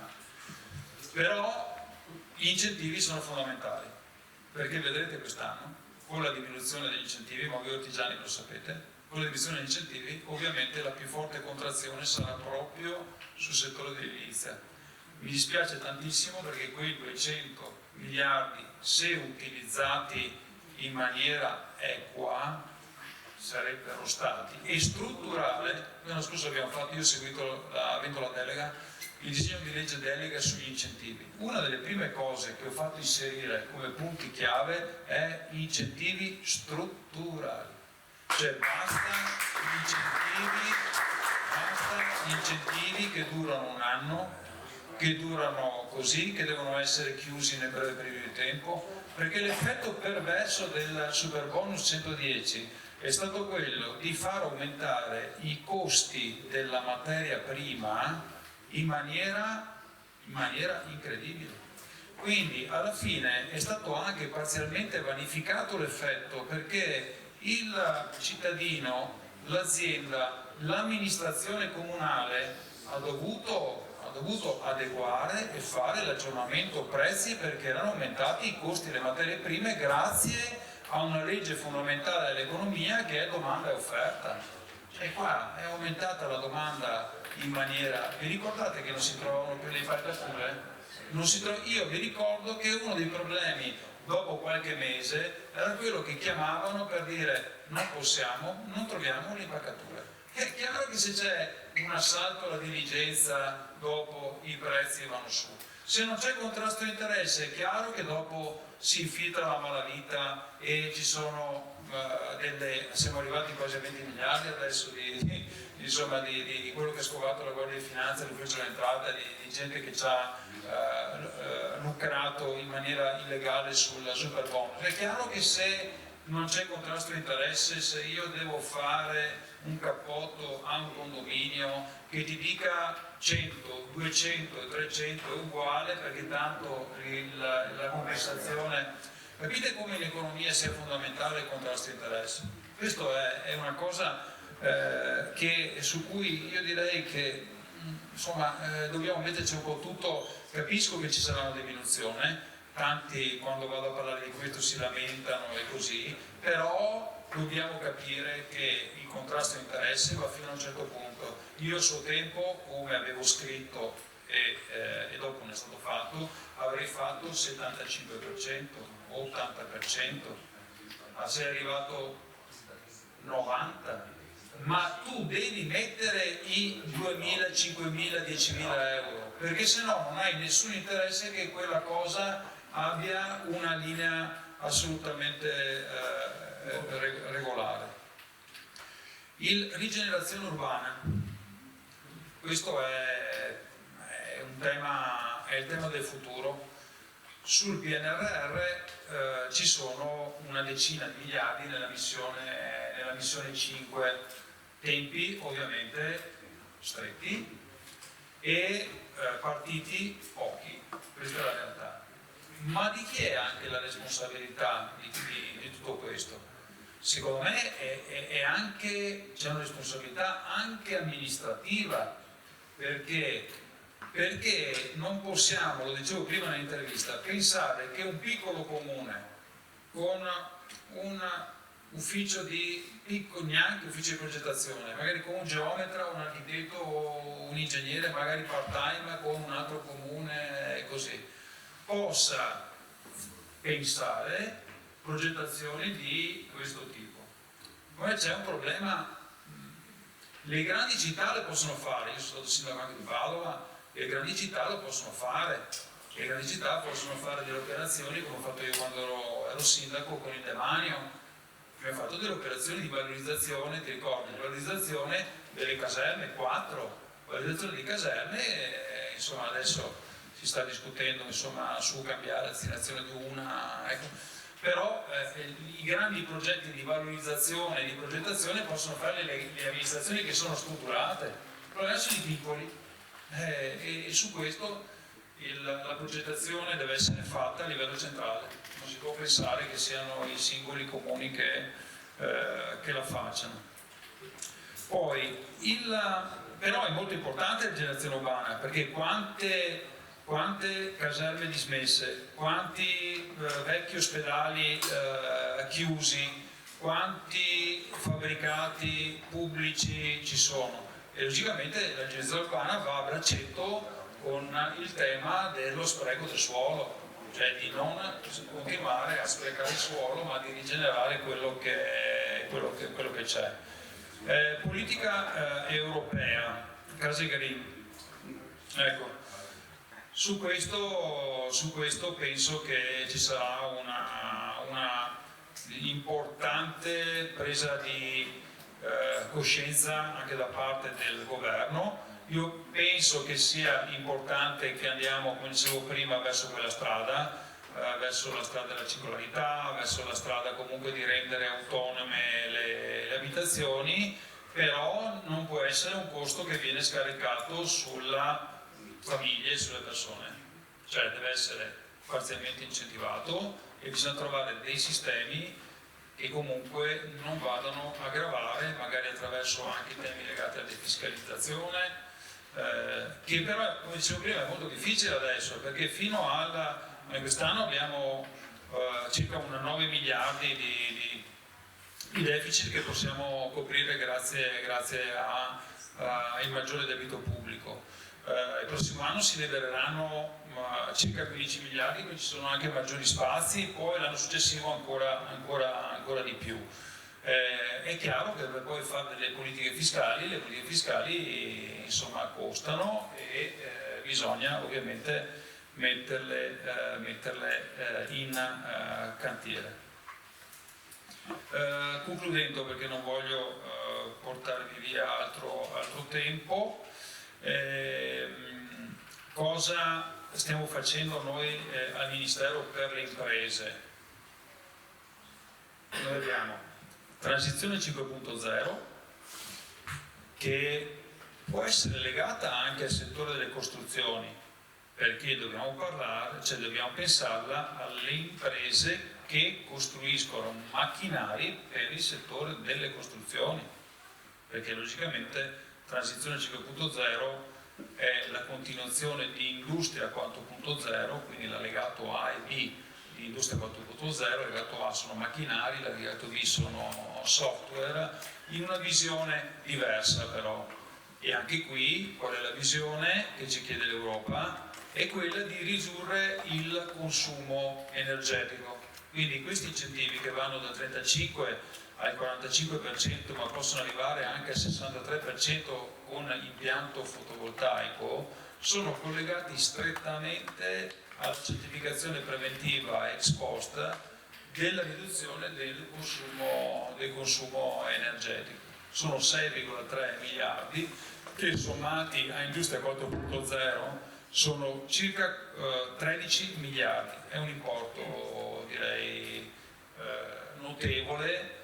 Ci sono un po' di polemiche in questi giorni, in queste settimane, perché la procedura viene ritenuta un po' troppo complessa. Stiamo lavorando, abbiamo aperto un tavolo permanente al Ministero per vedere come cercare di ridurre gli aspetti burocratici di una misura che però imposta l'Europa e per cui per verificare che ci sia stata una riduzione dei consumi bisogna comunque effettuare una verifica preventiva e una verifica ex post di quella che deve essere fatta attraverso, e abbiamo cercato di estendere un po' tutte le categorie professionali, quindi anche agli ingegneri e ai periti, e quindi di non obbligare le aziende di andare sempre dalle solite società certificatrici.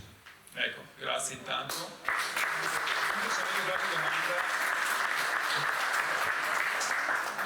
C'è qualche domanda? Sì, io avevo per l'onorevole, parlo così.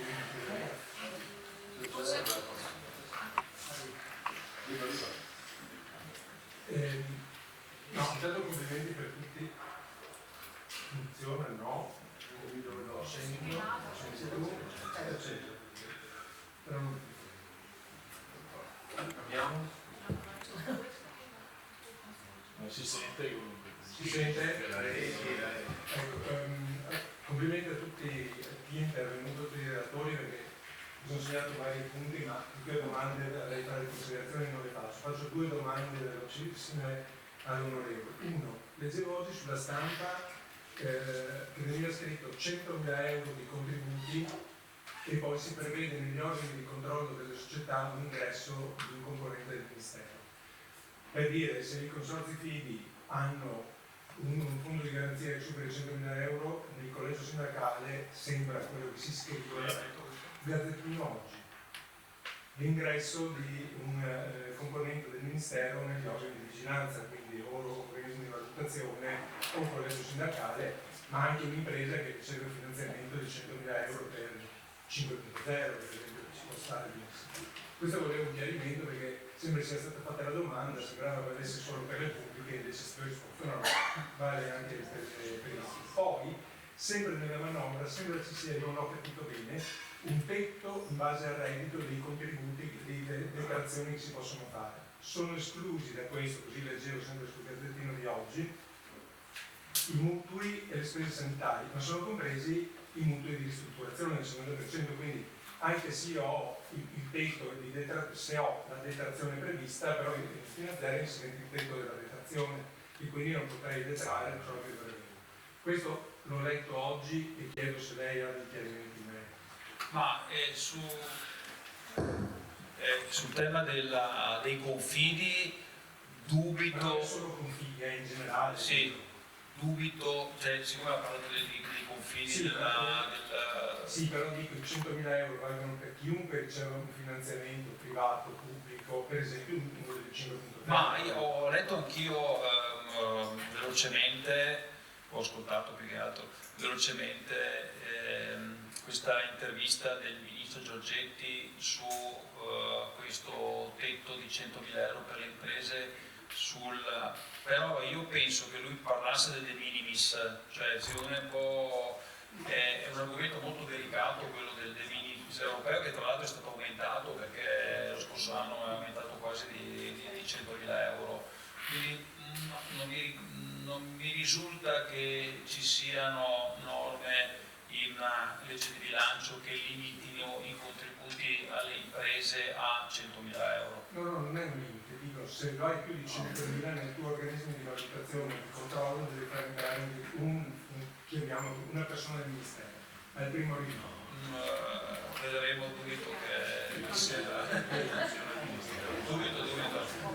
Cioè, nel senso, dopo insomma, una cosa è successo così anche per quanto riguarda altri temi, una cosa magari di intervista dove magari ci sono delle idee e delle cose che vengono dette, poi io non vedo che ogni volta che ci sia una contribuzione superiore ai 100.000 euro e quindi va bene tutte le fonti di contribuzione che vanno dalla Sabatini, ecco, per esempio nella legge di bilancio ci sono 400 milioni per la nuova Sabatini, che sapete che è importante per l'acquisto dei macchinari, perché ha contribuito con interessi, ci sono anche altre dubito che possa essere una misura, no, magari fatto un ragionamento su chi magari ha contribuzione di un certo livello, che magari deve essere un controllo, però il controllo può essere fatto anche senza mettere una persona nel negozio. Poi l'altra domanda era detrazione delle deduzioni. Questa è una cosa, io quando ero ministro dell'economia, già al suo tempo si parlava del tax expenditure, no? Cioè, purtroppo negli anni ogni governo, dico tutti, anche quando ero io al governo Conte 1, cioè quando arrivano tendono a mettere nuove detrazioni e deduzioni. Invece nella delega fiscale è scritto estremamente in maniera molto chiara che ci vuole un riordino delle detrazioni e deduzioni, perché ci sono, ed è stato un lavoro che abbiamo fatto per esempio al nostro Ministero con gli incentivi, bisogna fare un monitoraggio per capire quelli che funzionano funzionano e quelli che non funzionano. Allora, parola buona, io dico positivamente, non negativamente. Ci sono alcuni contributi, alcune detrazioni, alcuni incentivi che sono lobbistici, l'eccezione è buona, non negativa del termine, nel senso che vanno a un microsettore o settore perché così, e magari vengono ogni anno ripetuti o prorogati senza verificare se quell'incentivo ha dato un risultato. Il monitoraggio serve a questo e l'abbiamo scritto nella delega, l'ho fatto scrivere nella delega, cioè se un incentivo come Industria 4.0 ha dato un risultato va avanti, se un incentivo per fare tra virgolette una cosa a un determinato settore però non ha un obiettivo in ricerca e sviluppo, cioè è inutile fare ricerca e sviluppo se dopo non c'è ricerca e sviluppo, cioè è inutile fare formazione se dopo la formazione era il corso di inglese, cioè che va benissimo, però il corso di inglese a chi non interessa, ecco.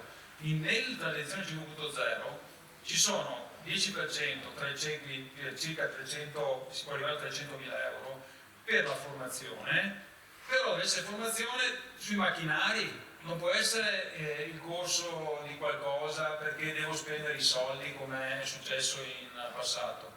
Cioè io intendo questo, quindi nel riordino complessivo ci sarà il taglio, che non vuol dire che vanno via, andranno su altri capitoli.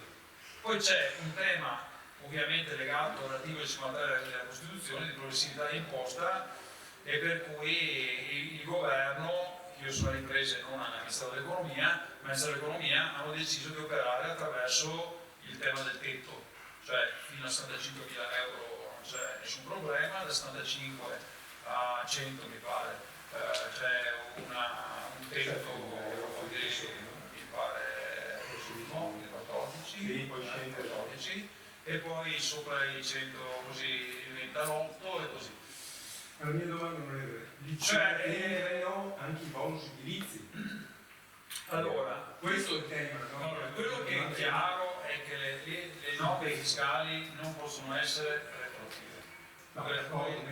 Per cui cioè, i crediti edilizi maturati entro il 31/12 del 2004 ripartiti in 10 anni, perché si potrà ripartire in 10 anni o 5 anni o quello che è, un'operazione, quelli rimangono.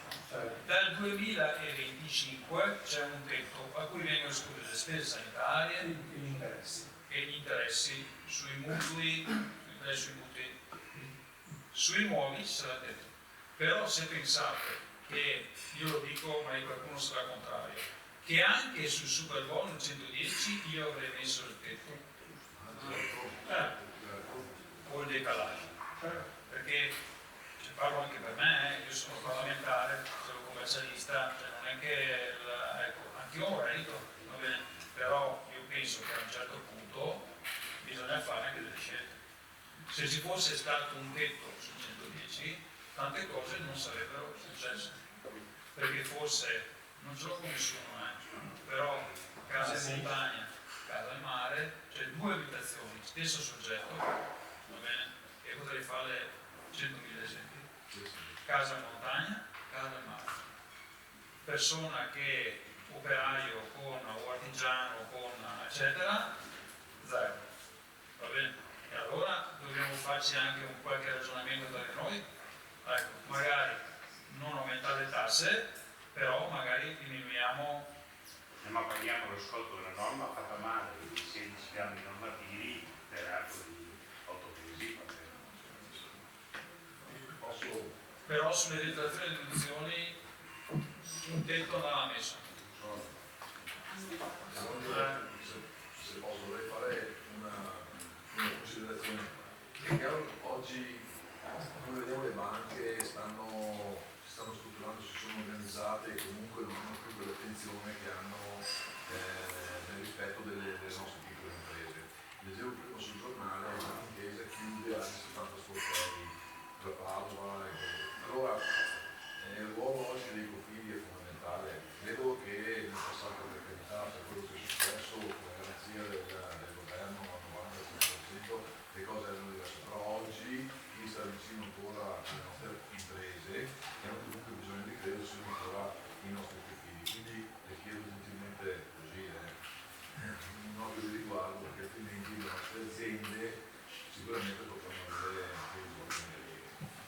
Sì, anche perché in realtà io negli ultimi mesi penso di aver girato tutti i confini d'Italia, alle varie riunioni, assemblee, sia di quelli maggiori, quelli minori, di tutti quanti. Ecco. Stiamo lavorando a una riforma e quindi ci sarà un disegno di legge delega sulla riforma dei confidi, perché ovviamente noi puntiamo a maggiori aggregazioni. Se devi dare un servizio devi essere anche competente a dare quel servizio, perché se no non serve. Cioè, vi spiego, siccome ci sono alcuni, non ce l'abbiamo con i confidi minori, per carità, però anche i minori devono capire che devono avere una certa organizzazione se vogliono fare consulenza alle imprese e accompagnare le imprese allo sportello bancario. Non può essere una cosa così. Quindi la riforma non porterà a chiusure, ma porterà ad aggregare, ad avere caratteristiche diverse, avere una certa vigilanza, perché ovviamente la vigilanza della Banca d'Italia, avere nuovi servizi, quindi anche la possibilità di erogare credito. Dopo dovremo discutere la raccolta, però intanto di erogare anche qualcosa di credito. Quindi insomma è una prospettiva che si apre per il mondo dei confini, anche perché le banche, che sia chiaro, perché io parlo con Avi, cioè le banche, certi tipi di piccole aziende che hanno problemi di valutazione di merito creditizio e di rating non le vogliono, che sia chiaro non le vogliono, quindi quel mondo là dobbiamo per forza trovargli una strada di garanzia di uscita. Grazie. Grazie di aver toccato tanti temi, anche su qualche punto dolente, ma insomma era molto realistico. E so che è un impegno, per cui verrà lei tranquillamente se riesce a stare con noi. Io vi ringrazio molto e dopo sono a Venezia il governo e quindi proprio oggi pomeriggio. Ma allora, grazie di essere grazie a voi, grazie ancora al Presidente per l'invito. Noi andiamo verso le conclusioni, mi raggiunge Salvina Sista, che è direttrice della direzione pianificazione territoriale della Regione Veneto. Il compito di... Grazie.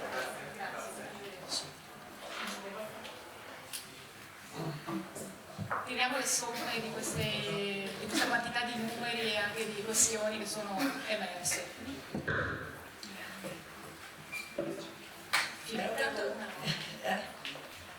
Grazie della tempistica, grazie dell'invito innanzitutto, veramente avevo tante cose da dire e adesso ho perso la parola completamente.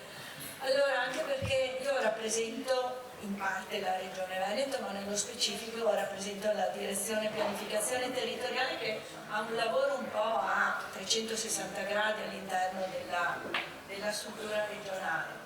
Ed in particolare ci occupiamo di tutto quello che è la pianificazione urbanistica e territoriale nelle varie forme, anche in materia ambientale, anche in materia paesaggistica.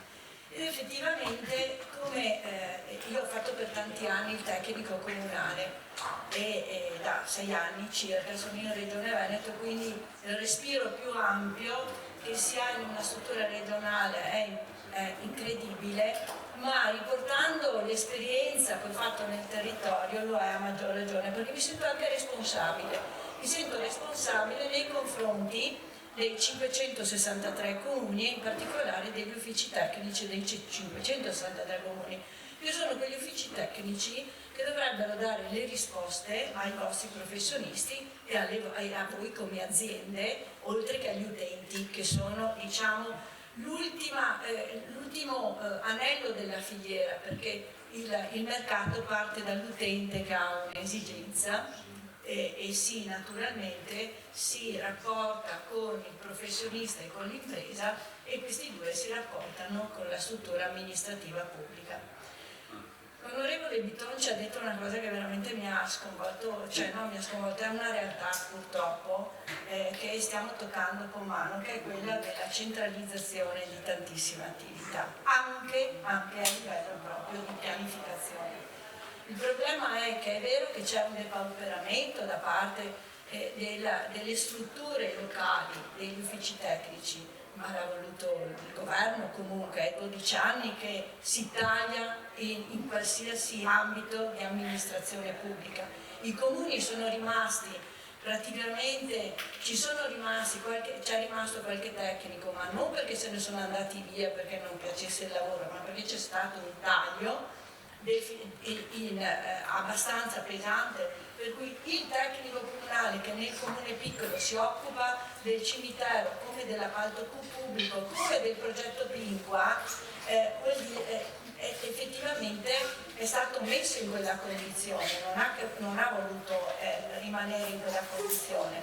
La domanda che mi sorge spontanea e che farò nelle debite anche con gli altri colleghi delle altre regioni è che se effettivamente un piccolo comune non riesce più a gestire i grossi progetti, anche i medi progetti, anche i piccoli progetti, e quindi la rigenerazione urbana, e c'è un testo di legge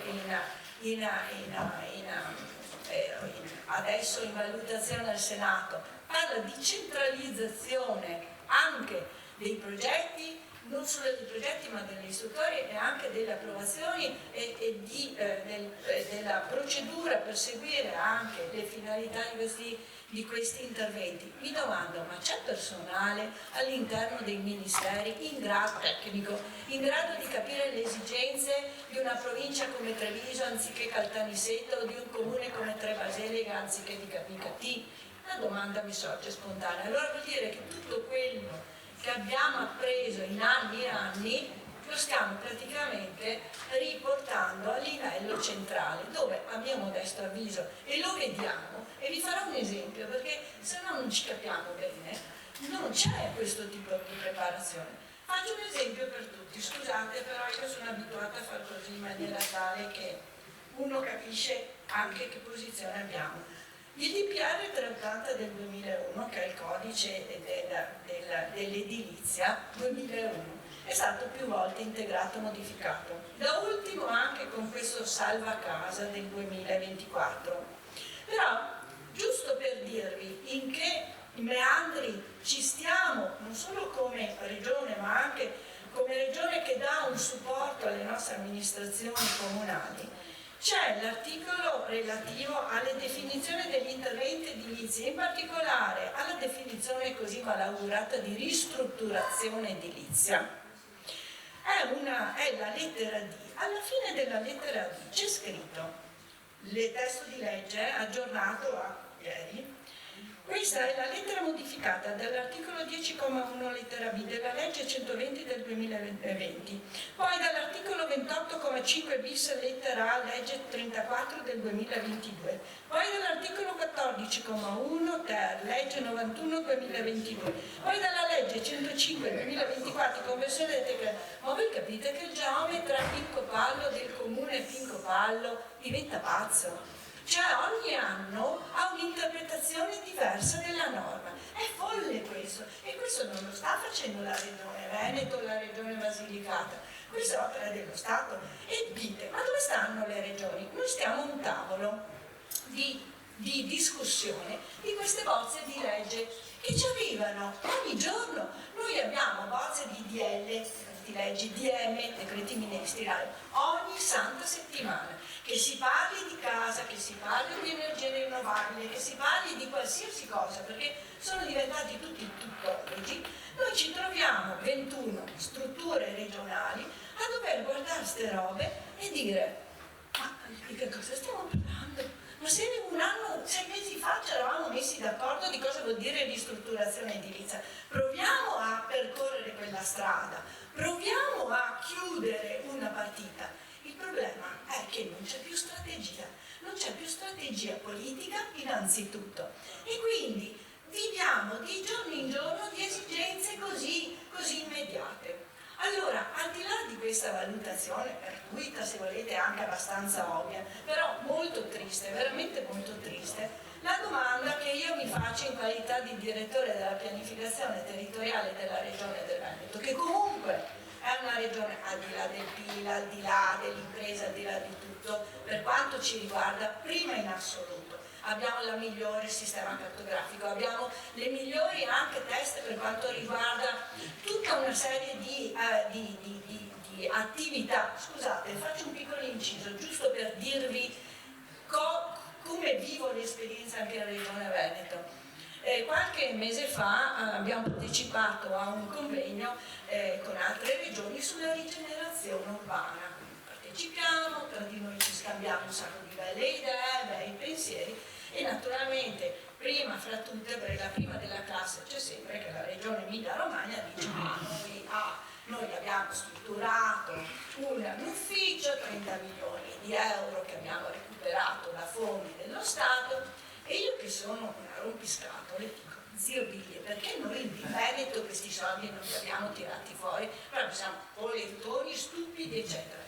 Guardo, non è vero, noi, diciamo che era un fondo del 2010, non chiedetemi come, cosa, da che ministero, non me lo ricordo, però c'è stata una legge dello Stato, ha messo a disposizione x milioni di euro, più di qualche centinaio di milioni di euro, e come sempre succede, la definizione di questi fondi erano per le sistemazioni urbane, ma viabilità, insomma, di tutto e di più, cioè potevi fare dalla frittata a costruire il condominio di 15 piani, 100 piani. Bene, la regione Emilia-Romagna, facendo tutte le verifiche, si è portata a casa 30 milioni di euro. E dico, il Veneto se la porta a casa niente. No, non è vero. In quel momento c'era una strategia ben precisa dell'attuale amministrazione, anche se siamo in terza legislatura, dell'attuale amministrazione della regione Veneto, che ha detto, io ho bisogno di soldi perché ho un progetto strategico a seguito dell'alluvione del 2010. Ho un problema idrogeologico del mio territorio. Io decido, l'amministrazione, quindi ancora il presidente Zai in questo caso più specifico, peraltro commissario dell'alluvione del 2010, io decido che la mia priorità è, chi se ne frega dei ponti, chi se ne frega della rigenerazione, io devo mettere e tutelare il mio territorio da un punto di vista idraulico, perché ho scoperto che andiamo sotto acqua più spesso che non qualche decennio fa. Cosa che l'Emilia-Romagna non fa? Grazie, volevo arrivare lì. Ecco, basta. Quindi c'è stata una strategia, il commissario ha detto, io questi 30 milioni li metto qua. In 12 anni sono stati spesi di 4 miliardi di progetto strategico. A seguito dell'alluvione del 2010 sono stati già investiti in 3.000 cantieri 2 miliardi e mezzo e lo vediamo perché comunque avrebbe, gli ultimi avvenimenti e piove che Dio la manda anche oggi ci hanno dato ragione. Quindi c'è una strategia. Allora l'importante è avere una strategia e avere un obiettivo, non 100 obiettivi, un obiettivo. Allora la domanda che a questo punto io farei a conclusione di tutto questo, proprio perché non posso fare diversamente, io non posso darvi, indicazioni di leve fiscali, c'era l'onorevole Bitonci, sicuramente vi ha dato una serie di risposte, non posso, e la Regione non può darvi risposte sulle innovazioni, sul tipo di materiale, perché voi siete migliori e avete delle categorie, avete delle associazioni di categorie che possono darvi questi aiuti. Ma come può aiutare, in particolare la direzione pianificazione, a semplificare quantomeno l'attività amministrativa? Cioè provare a dire al tecnico comunale del comune di Fonte, anziché di Asola, anziché di qualsiasi dei 500, oggi 60 comuni del Veneto, come noi possiamo difficilmente tradurre queste idee, però ci proviamo, come possiamo in qualche maniera dare una mano per semplificare, per dare chiarezza, perché la semplificazione non è un taglio dei tempi.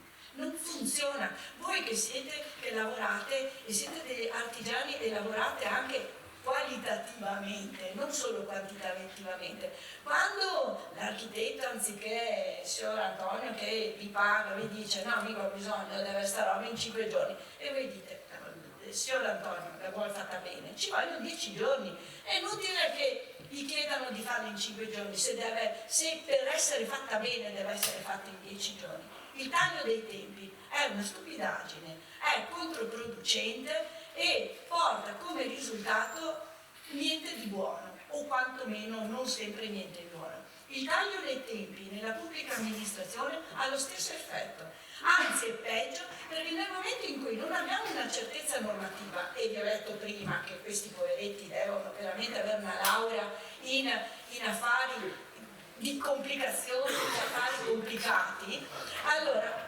proviamo noi a dare un aiuto. E quindi cosa ci chiede la Confartigianato? In questo momento stiamo chiudendo il testo unico delle leggi in materia di urbanistica. Forse l'anno scorso, quando ho partecipato, vi ho raccontato che avevamo 7 leggi, 230 articoli, scusate il francese, un casino della malora. Cioè veramente un professionista o un tecnico comunale, secondo me, doveva avere veramente un'intelligenza sovrannaturale. Abbiamo preso tutto, tagliamenti, sistema, e abbiamo fatto questo codice. Andrà a gennaio in approvazione in Consiglio regionale. Per fortuna che va in gennaio, così adesso stiamo cercando di fare quelle minime variazioni a seguito del salva casa, decreto Salvini. Non vorrei dire nulla, perché capisco la buona volontà, però capisco anche che qualche volta scrivono queste leggi veramente persone che non sanno. Ma siamo diventati tutologi. Quando c'era il Covid eravamo tutti virologi, punto, anche gli architetti, io no, perché mi sono guardata bene. Però voglio dire, possiamo dare una mano, possiamo in qualche maniera semplificare, rendendo semplice la lettura delle norme complicatissime. Lo possiamo fare? Io sono convinta di sì. Stiamo lavorando appunto nel andare a mettere a punto questo testo che ormai è definitivo, è stato anche approvato dalla seconda commissione e quindi sarà portato in consiglio a gennaio, e stiamo cercando di fare quelle piccole modifiche, quelle piccole integrazioni che possono in qualche maniera poi arrivare sopra il tavolo del tecnico comunale o del professionista, che può quindi presentare un progetto sapendo che il tecnico comunale dice questo che aveva fatto, questo che aveva, vada. In 30 giorni, prima dei 30 giorni ti rilascio il permesso di costruire. Possiamo farlo? Questo è quello che noi cerchiamo. A me è servito moltissimo oggi essere qua, perché veramente capisco che non c'è solo il mondo della pubblica amministrazione, ovviamente, ma questo l'ho sempre saputo, è ovvio, avendo anche lavorato nei comuni, ma capisco che c'è questa ampia platea di gente che lavora, che ha bisogno di avere certezze, non tempistiche. Il problema per noi in Italia è avere certezze. Come possiamo farlo? È importantissimo che ci vengano date dei feedback. Una cosa, non chiedetecene 10, non chiedetemi di sapere di sanatoria, di cosa che... Chiedete alla regione, o nel mio caso specifico, una cosa, di avere una chiarezza. Che cos'è la ristrutturazione edilizia in Veneto? Bene, e noi ci mettiamo e lavoreremo. C'è qua l'ingegnere Marinelli che con noi ha collaborato anche con il testo unico. Proprio abbiamo cercato di inventare all'interno di questa norma di questi quaderni. Cosa voglio dire? Cioè, vorremmo avere, anzi l'intenzione è quella di avere uno strumento che possa utilizzare la regione come catalizzatore e coordinatore di tante voci su un tema. Il tema è l'edilizia, la ristrutturazione. Bene, allora mettiamo attorno a un tavolo imprenditori, mettiamo attorno a un tavolo professionisti e anche amministratori locali, uffici tecnici, e no troppe persone naturalmente, ma bisogna anche che ognuno capisca che basta un rappresentante, e proviamo a sviscerare un problema e proviamo a dare delle direttive chiare e precise. Le facciamo passare per la giunta regionale e quindi 560 tecnici comunali sanno che quello si fa così e non si discute altro. E probabile, però dobbiamo cominciare da una cosa: se vogliamo risolvere 100 cose non ce la faremo mai, perché continueremo a fare decreti legge, decreti ministeriali, con la confusione che oggi abbiamo. Allora ce l'ho io che non capisco più niente. Quindi forse è il caso di cominciare a dire che primo ognuno faccia il proprio mestiere. A me non venite a chiedere leve fiscali, non saprei neanche da che parte cominciare. Non chiedetevi innovazione da un punto di vista tecnico, voi siete molto più bravi, molto più preparati, avete professionisti, ma da un punto di vista di legislazione, ma di attività amministrativa. Quindi uno dei famosi questioni da valutare, ha avuto una percentuale altissima anche nelle risposte che avete avuto alle domande fatte ai vari operatori, proprio quella di avere una certezza normativa. Faremo fatica, tantissima, perché ogni giorno da Roma ci arriva di tutto, sembriamo ormai diventati la cloaca del mondo, però proviamoci e secondo me abbiamo l'intelligenza ma anche lo spirito di impresa di farlo. Siamo una regione che ha un grande spirito di impresa in realtà, che non è quello di fare solo produrre ma anche quello di poter dare qualcosa per fare. Quindi io direi che oggi ho imparato tantissime cose, mi si è illuminato anche e mi sono anche rimaste chiare delle certezze. Spero di avervi dato, per quanto pochissimo, anche un messaggio di chiarezza anche della posizione che ha la regione, che non è lontana perché è a Venezia, ma è molto vicina.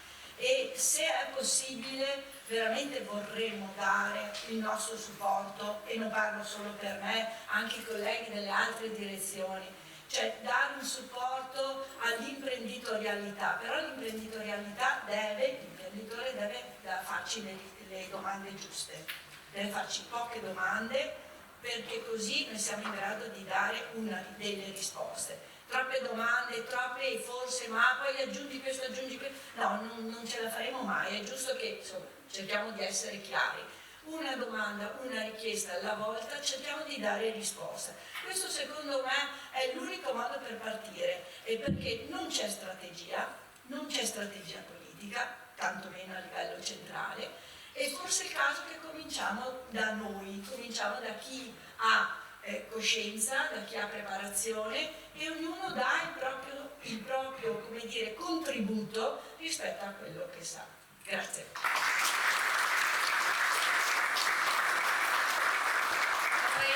Avrei pagato per mettervi a confronto direttamente al governo e regione, ma non avremmo chiuso puntuali probabilmente, invece lo siamo. 2 note soltanto: la prima è che chi vuole il materiale può richiederlo, le studi e tutto quanto, la seconda è che Giulia spenda buffet. Grazie.